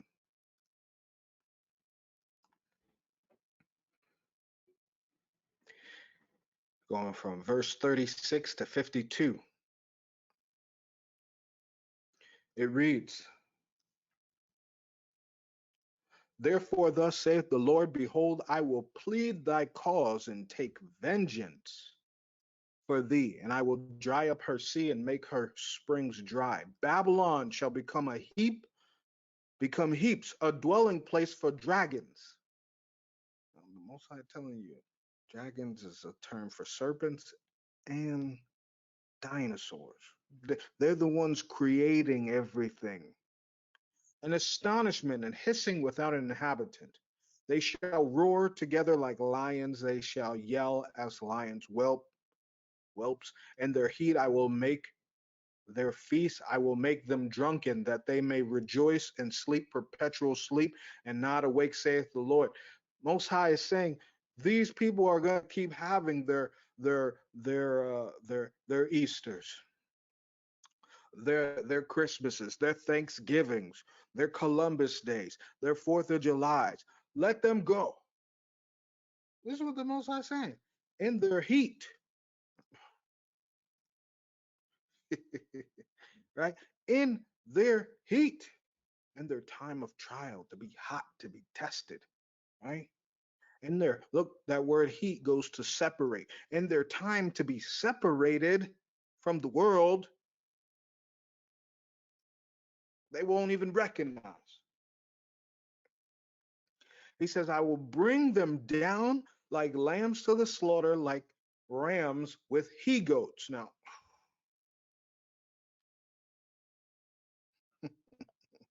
remember, he goats was a term of what? The satires. Never mind. How is Shishak taken? And how is the praise of the whole earth surprised? How is Babylon become an astonishment among the nations? The sea has come up upon Babylon. She is covered with the multitude of waves thereof. I've said it from east to west. Her cities are a desolation, a dry land, and a wilderness, a land wherein no man dwelleth, neither doeth any son of man pass thereby. It's becoming barren by the month there. Excuse me. And I will punish Bel. Bel, that's Lucifer. That's Lucifer. Okay? Look it up. So even in the Satanic Bible, Bel is another name for Lucifer. I will punish Bel, and I will bring forth out of his mouth that which he has swallowed up. And the nations shall not flow together any more unto him. Yea, the wall of Babylon shall fall. That's the southern wall. My people, go ye out of the midst of her, and deliver ye every man his soul from the fierce anger of the Lord. Unless your heart faint and ye fear for the rumor that shall be heard in the land, a rumor shall both come 1 year, and after that in another year shall come a rumor and violence in the land, ruler against ruler. Now I read this, right? I read this in the previous lesson about the war, right? All the nations. Now you're seeing why. Watch this. Therefore, behold, the days come that I will do judgment upon the graven images of Babylon, and her whole land shall be confounded, and all her slain shall fall in the midst of her. Then the heaven and the earth and all that is therein shall sing for Babylon, for the spoilers shall come unto her from the north, saith the Lord. As Babylon hath caused the slain of Israel to fall, so at Babylon shall fall the slain of all the earth. Ye that have escaped the sword, go away, stand not still. Remember the Lord afar off, and let Jerusalem come into your mind. That's peace. Okay. That's a piece of the kingdom, the new heaven and new earth. You will need, for those of you who survived from Babylon and from those surrounding areas, you will need strong motivation. You will need strong motivation to keep moving. Okay.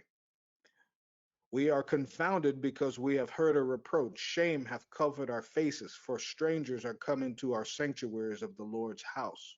Wherefore, behold, the days cometh, saith the Lord, that I will do judgment upon her graven images, and through all her land the wounded shall groan. Now, wait a minute. You're sitting up there looking at Babylon like, yeah, the time is going. The time is going. Now, take a look at this. Groan. Groan means what? To shriek, to cry. Okay? We get that. Wounded. Let's check this out now. Wounded. It would mean to hurt, right? To bring pain, right? You're gonna to dissolve, to wound, to bring pain, to break, right? Now watch this. Watch this. Take inheritance. Okay. Now you're starting to think about what? Follow me now. Graven images. Now you think of it as an actual image. This is an allegory. What are the graven images that are wounded with inheritance? Inheritance is money, right? So when you see in prophecy businesses starting to topple as such, like this, 5 businesses inspired by what? Graven images. Greek mythology, Marathon, Nike, Hermes, Ergos, Pandora. These are graven images, but it's an allegory for saying businesses will groan who have based their business, their inheritance on paganism. You track and watch this. Greek companies inspired by Greek mythology and their logos. Look, look, look. Starbucks, Versace, NBC, Tennessee Titans, Nike, Dove, Hydra, Amazon, Pandora, Saturn, Maserati, Trident, Venus, Ajax, AFC, Ajax. Look, all these are based on gods. You didn't know it, did you? You didn't know it. it,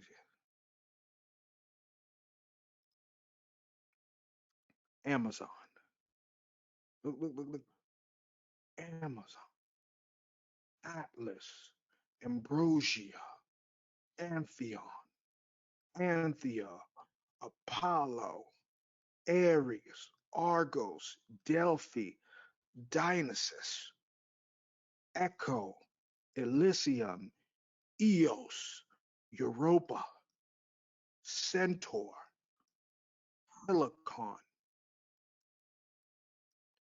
Helios, Hercules, Hermes, Hyperon, Hydra, Midas, Minos, that's medical, Nike, Knicks, Space Exploration, Odyssey, Olympic, referring to the games, but every nation plays that game, right? Olympus, coming from the original Greek mountain. Orion, Pandora, all that money, right? Now they made the all that music, right? They put their music on Pandora. They want you listening to Pandora. Pandora means full of evil spirits and freeing them. Look what it says. Best known, Greek goddess, best known for opening a box, Pythos, full of evil spirits and freeing them to cause misery to mankind. Pandora Radio. Look at that. Parthenon, Pegasus, Phoenix, Poseidon. Now they got one out there in Virginia. They got that big old statue right there, VA Beach, Virginia Beach. Phoenix. Do I need to even say more? Phoenix Sun Devils. Them people over there in Phoenix, they worship. I'm telling you, they worship the horns, the devil. You name it, they love it. Good grief. Prometheus, Selene, Spartan, Titans, Trojan, Zeus. Come on. Goodyear Tires, Ajax, Golden Fleece, Venus, Mobile Gas, Pandora, Olympic Games, Maserati, Trojan Condoms, Mercury Car, Nike, Olympus Camera, NASA, Apollo 13. They also got the Apollo out there in New York, Versace, Atlassian, Starbucks. Everyone knows Starbucks. They're nasty too, right? Medical logos.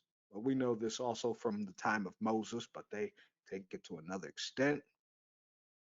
And notice what they said. This medical logos is the Roman god of liars. Henceforth, doctors are liars. They don't tell you how to treat yourself. They just treat you to come on back. Right? Mercury Marine, Orion Pictures, Poseidon, Amazon, Hermes, Prometheus, Trident Foods, Asus, Midas. Well, they'd be like, trust the Midas. That's a god. Subaru, Perseus, Perseus, Florus. Yeah, flowers too. Aegean Airlines. I mean, they also don't they got one out there called Spirit Air? Come on now. And then you see that airline's always in the news for people fighting because it's a spirit. Anyway, the people just think that words are just words. Look at the Oracle, Olympic Air, Trident Gum, Lotus Cars, NBC, Apollo Theater, Honda, Odyssey, Pandora, Apollo Camper Van and Motorhome Hire, Elysium Hotel, Triton International, Ambrosia Foods, Athena Home Loans. Yeah, home loans, right? That goes out even in Australia. See, Tennessee Titans, Sagraton, Hyperon, Siberius Capital Management, dealing with that money, right? You you want to do things, they're gonna make sure that you gotta go through their gods. Look what the Most High said. He says, I will do judgment. That's what Check it out again. I will do judgment. So while you're sitting there looking for something big to come, look, look, look. Judgment refers to what? Oversee, muster, charge, care for, miss, deposit. Deposit is money.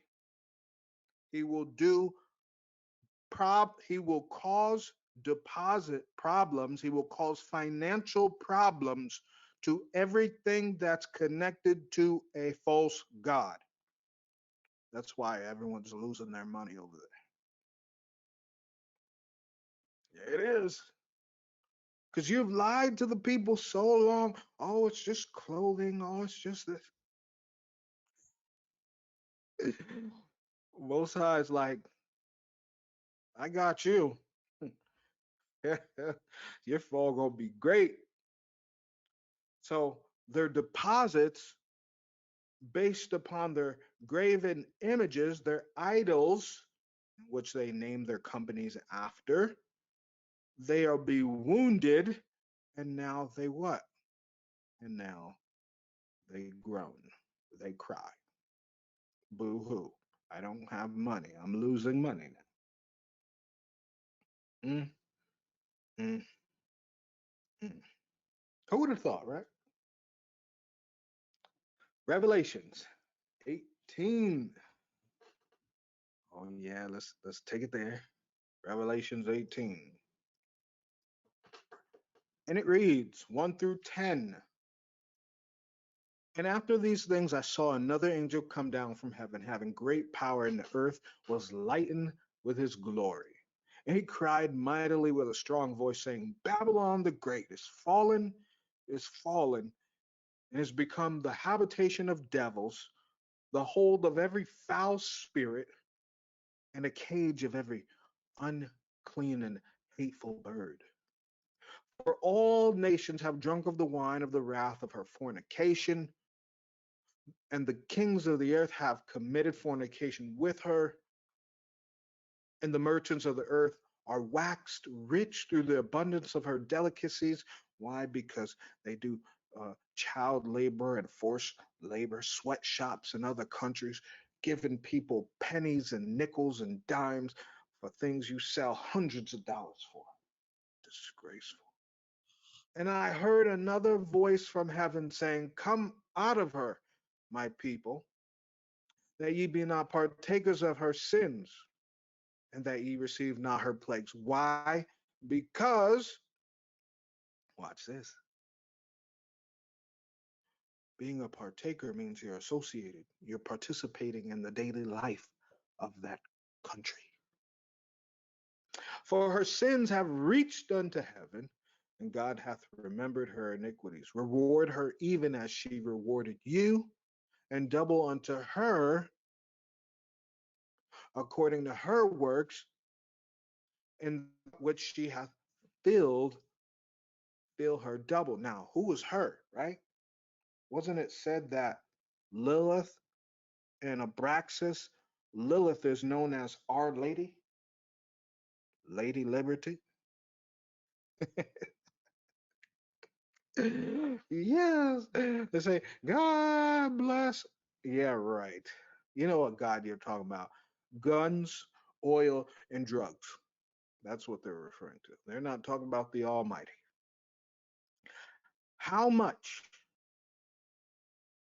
she hath glorified herself and lived deliciously, so much torment and sorrow give her. For she saith in her heart, I sit a queen, I am no widow, and shall see no sorrow. That's why all the Americans, they be like, oh, there's no war coming to us.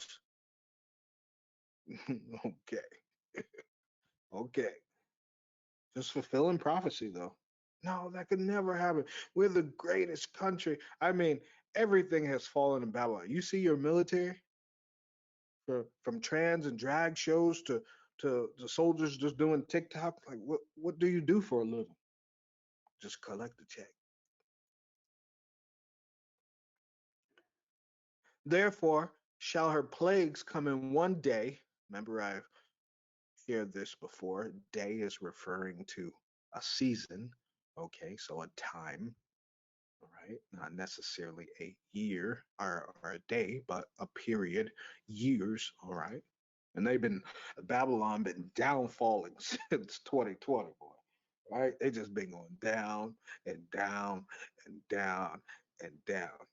And she shall be utterly, excuse me, and therefore shall her plagues come in one day, death and mourning and famine, and she shall be utterly burned with fire. For strong is the Lord God who judgeth her, and the kings of the earth who have committed fornication and lived deliciously with her. You see that? If you've lived deliciously based on Babylon's ways, you going down with it. These are the Most High's words. If you live deliciously with her and her ways, you are going to receive her punishment as well. And shall bewail her and lament for her when they shall see the smoke of her burning, standing afar off for the fear of her torment, saying, Alas, alas, the great city Babylon, that mighty city, for in 1 hour is thy judgment come. So it's just a term saying, how could you fall so quickly? Now, how could you, O Babylon? Let's see. In verse 2, it says, He cried mightily with a strong voice, saying, Babylon, the great is fallen, and has become a habitation of devils, the hold of every foul spirit, and a cage of every unclean bird, unclean and hateful bird. Now, wait a second. Isn't an owl a bird? Maybe I don't know. I don't know. I would say uh, owl is a bird, right? Every hateful, look at this, loveless bird. Now, this is another allegory, another metaphor, and pure. Now, look what it says specifically demonic, unclean, and hateful. So that means demonic birds. Demonic. Did anyone know a pelican is a spliced animal, by the way? Like that. Okay. But look what cage means. Babylon is a cage. Look, it's a guarding, it's a prison for demons. They ain't going nowhere. That's why they go to every country and pull the artifacts of paganism and put it in their home. Right? Y'all see what they did with the arcs of Syria and stuff and all the things that ISIS was destroying? They put it back in New York. Right? It's a prison. It's a guarding. It's a holding spot. You want your demonic uh, uh, uh, uh, delicacies? Bring them here. Bring them to Babylon. They say. So that cage is a prison. The Most High is doing us a favor. Sad to say for those who are in Babylon, but the Most High is doing us a favor to those who are out of Babylon, because he's the reason he's saying leave Babylon is because he's turned Babylon into a holding prison. He's going to destroy most of the demons there in Babylon. Can you say all praises to the Most High? Because we those who are out of Babylon and those who are leaving Babylon, guess what? You don't have to worry about those certain things when you leave. It's already bad enough. AI is well and ready. That's already bad enough. Okay? It's already bad enough. It says a cage for every foul spirit. I mean, we already have seen it said demonic, right? But once again, look, goes back to demon. Goes back to demon. Every foul every demon, every. Can we say again, demonic? Can we say it says every? The Most High is bringing all the low-level demons to Babylon. You wondering why you don't feel good every day? Why certain things in your body aches? You can't have 7 days of peace in Babylon. Something bad always got to happen. Whether it's your car, whether it's your home, something leaking, your job, oh, a supervisor, oh, a coworker, oh, something happened at the grocery store, something happened to get. It's a prison for demons. It says a habitation. Y'all don't get it. Because in the Old Testament, it said a dwelling place. You don't get it, do you? You get it? Let's see. Let's see. Dwelling. What does dwelling mean? A place of residence. I mean, they ain't leaving. I'm sorry. Dwelling place means they are not leaving. The Most High has made Babylon a place where he wants to rid majority of the demons once and for all. And people wonder why I sit there and say, I'm not dealing with people from Babylon for the most part. There are a few soldiers out there, praise the Most High, y'all doing what's right, and people are staying afloat.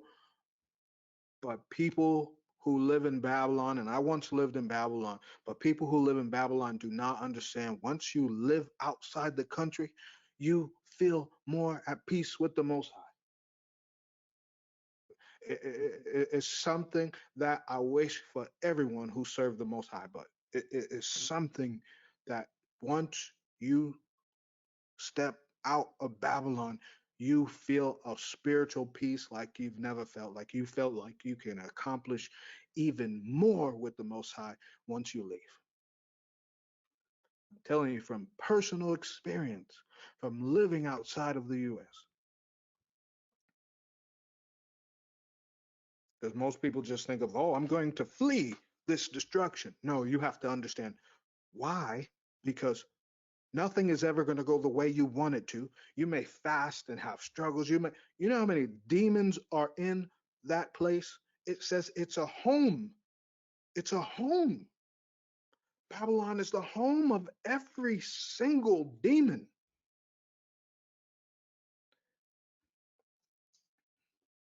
Every single demon.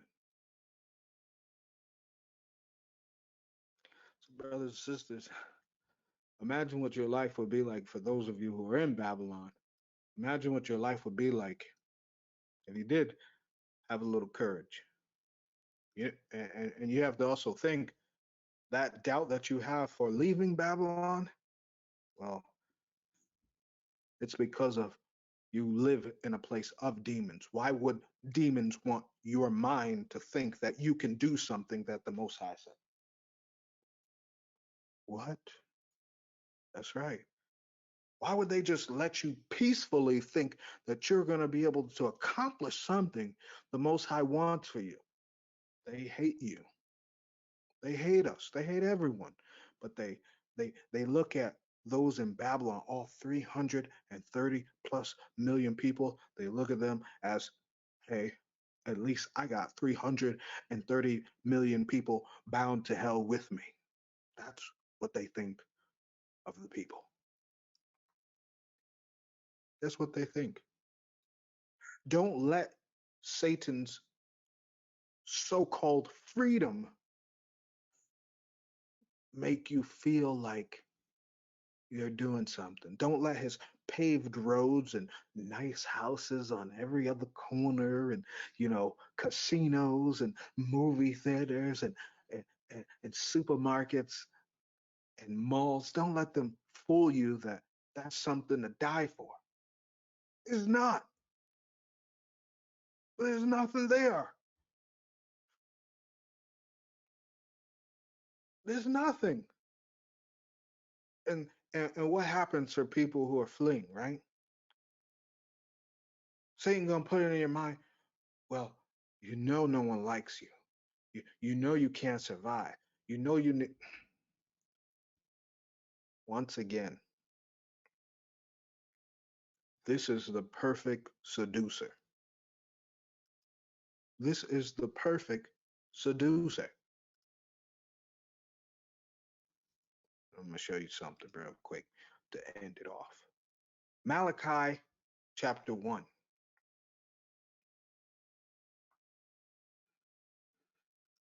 Now it says, verse 2, I have loved you, saith the Lord. Yet ye say, wherein hast thou loved us? Was not Esau Jacob's brother? Saith the Lord. Yeah, I loved Jacob. And I hated Esau and laid his mountains and his heritage waste. For the dragons of the wilderness he laid, and he will lay again the heritage of Esau to waste for the dragons of the wilderness, meaning all the desolate and evil animals and spirits. Whereas Edom saith, we are impoverished, but we will return and build the desolate places. Thus saith the Lord of hosts, they shall build, but I will throw down. They shall call them the border of wickedness. Wow. And the people against whom the Lord hath indignation forever. Babylon, you will be remembered as the most godless nation of all. And your eyes shall see, and ye shall say, the Lord will be magnified from the border of Israel. And that's Isaiah 11:11. Now, why did I mention this?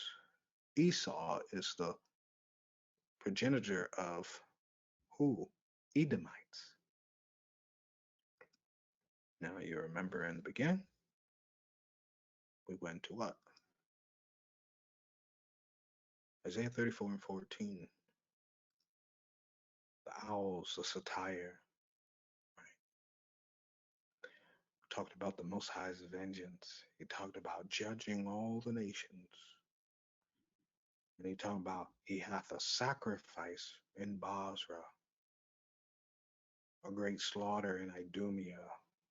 Oh, mind you, his sword is coming for the land, the inhabitants of Idumea,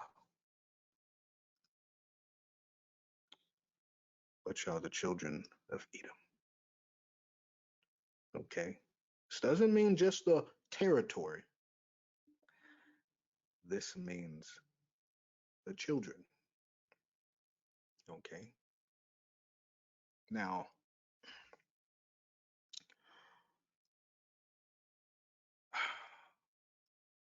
let me do something else as well, right? Let me show you, and you may say, who are the Khazars, the Idumeans? Now, I'm telling you this, I share this only because I love people. I have no hate. I don't hate anyone. Okay? I hate evil.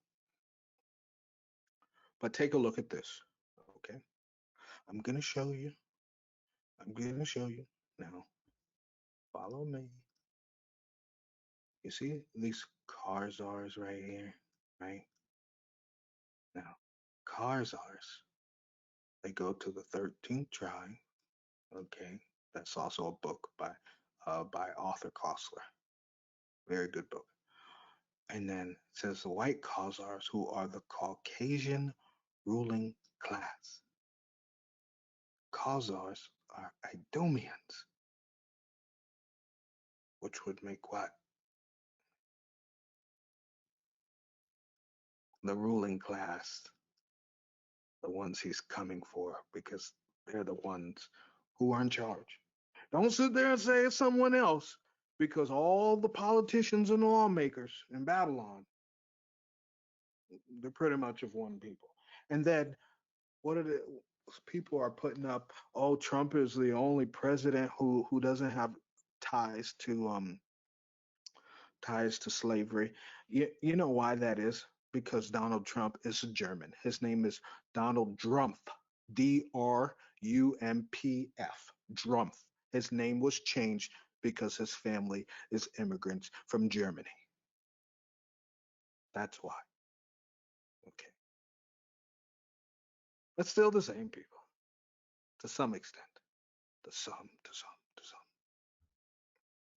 Okay. Now, the land, why is it important to know why they are there? Now, people say, oh, Babylon is Rome. Okay.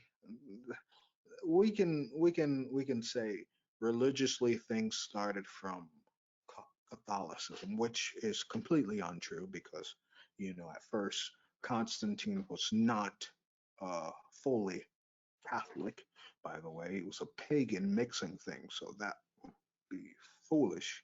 Um, but there's so many parts. Now we can say that Catholicism is a branch into Islam. That's true. Okay. But we can't sit there and say that Rome was officially the head of all of it, but they just were dealing things out. Now, yes, the Vatican holds things away. That is very true. It's these mothers of darkness. You understand that this castle, Chateau de Ormois, is in Belgium, where EU and NATO is. Also, to some extent, the same region as CERN. To some extent, where the big internet block called the Beast system is held as well. Okay, now we see who's going to be ruling, right? We don't see Arabs ruling the world, do we? We don't see Turkish people ruling the world. We don't see people in South America ruling the world, do we? We do not see the Chinese. I mean, maybe through finance, right?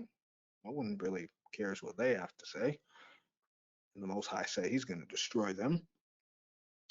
But who rules the world? The United Nations, and who created that? And you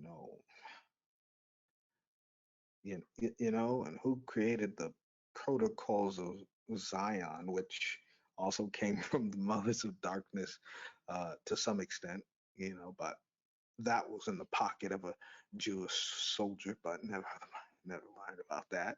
You know,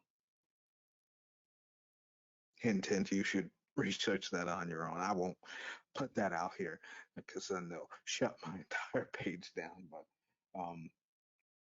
these are things, brothers and sisters, I always tell people, do not deny the truth because the truth cannot be denied.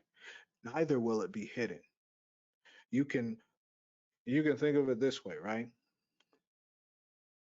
A light, you can close the door in a room and turn on the light to try and hide the light, but that light is going to seep through the cracks of that door. You cannot hide the light. There's no way possible. You cannot hide the truth. Now, like I said, there are people who are gonna you know, unfollow. I don't care because I don't preach hate. I preach truth. I'm not saying, oh, yeah, get those people, hey, the Most High's word is the Most High's word. It was before you, me, and anyone else that we may know. That's just what it is. Okay. This lesson was not to condemn a person or a group of people, but to tell you, as the Most High said, watchmen, watch out for the night, who is this demon called Lilith. And Lilith is popping up everywhere. It is a sign to the world to say it's demon time, as the world says. It's demon time. Just as Baruch said, they're gonna conjure up and let out the demons, it is demon time. All right. This is going to be a very hard time to save people. If they're not convinced that there's good and evil, if they're not convinced that there's a God and that there's a devil, if they're not convinced there's a savior who died for their sins, it is going to be ultra hard to save someone because we are seeing demonic activity through food, through clothing, through TVs, through songs, through shows. Nowhere is safe. Nowhere is safe. Nowhere is safe. I said that, think of like, and you think of, it's crazy, right? Because I was looking and I saw that in Babylon, the Supreme Court did some rulings, right? They did some rulings. And that Supreme Court is buying people time in Babylon, I'm telling you. They ruled against the abortion, right? And then they ruled against, you can deny people, you can deny the LGBTQ members service from your business. And then they denied affirmative action. Now, watch this. Instead of making affirmative action about race, you should have been like, affirmative action says I have to include everyone, right? So if you are a Christian church or a church, through affirmative action, if someone who is a sodomite applies, you must hire them through affirmative action because you must have at least one. So instead of looking at a race, look at it as like, okay, this is separation now. Praise the Most High. I can clearly see who's on what side. That's what they should have thought of. They talking about school. This is the dumbest thing. School doesn't even matter anymore. It's the Bible. You can be here today and gone tomorrow. Okay. So as a watchman, as a minister, this is living amongst the Nephilim. As the Most High said, watch out for the night. Watch out for the night. It is time, brothers and sisters, that everyone begins to watch out for the night, which is high demonic activity. With that being said, I love you all. Stay safe. Continue to sharpen your sword, strengthen your shield, and always keep on the armor of the Most High. I love you all.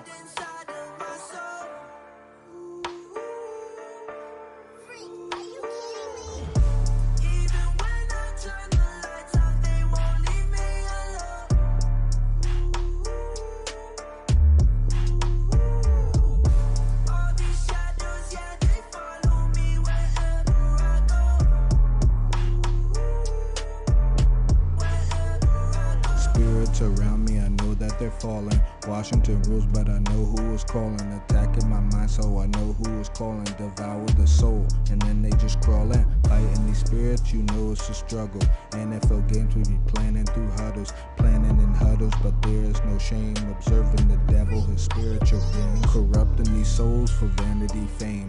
Abandon the body, they're looking insane. Pray for the souls in the spiritual game. No life insurance, but souls they will claim. Use of the body, they looking insane. Depressed through the days with no one to blame. They looking for life with nothing to gain. Happiness to them bring nothing but pain.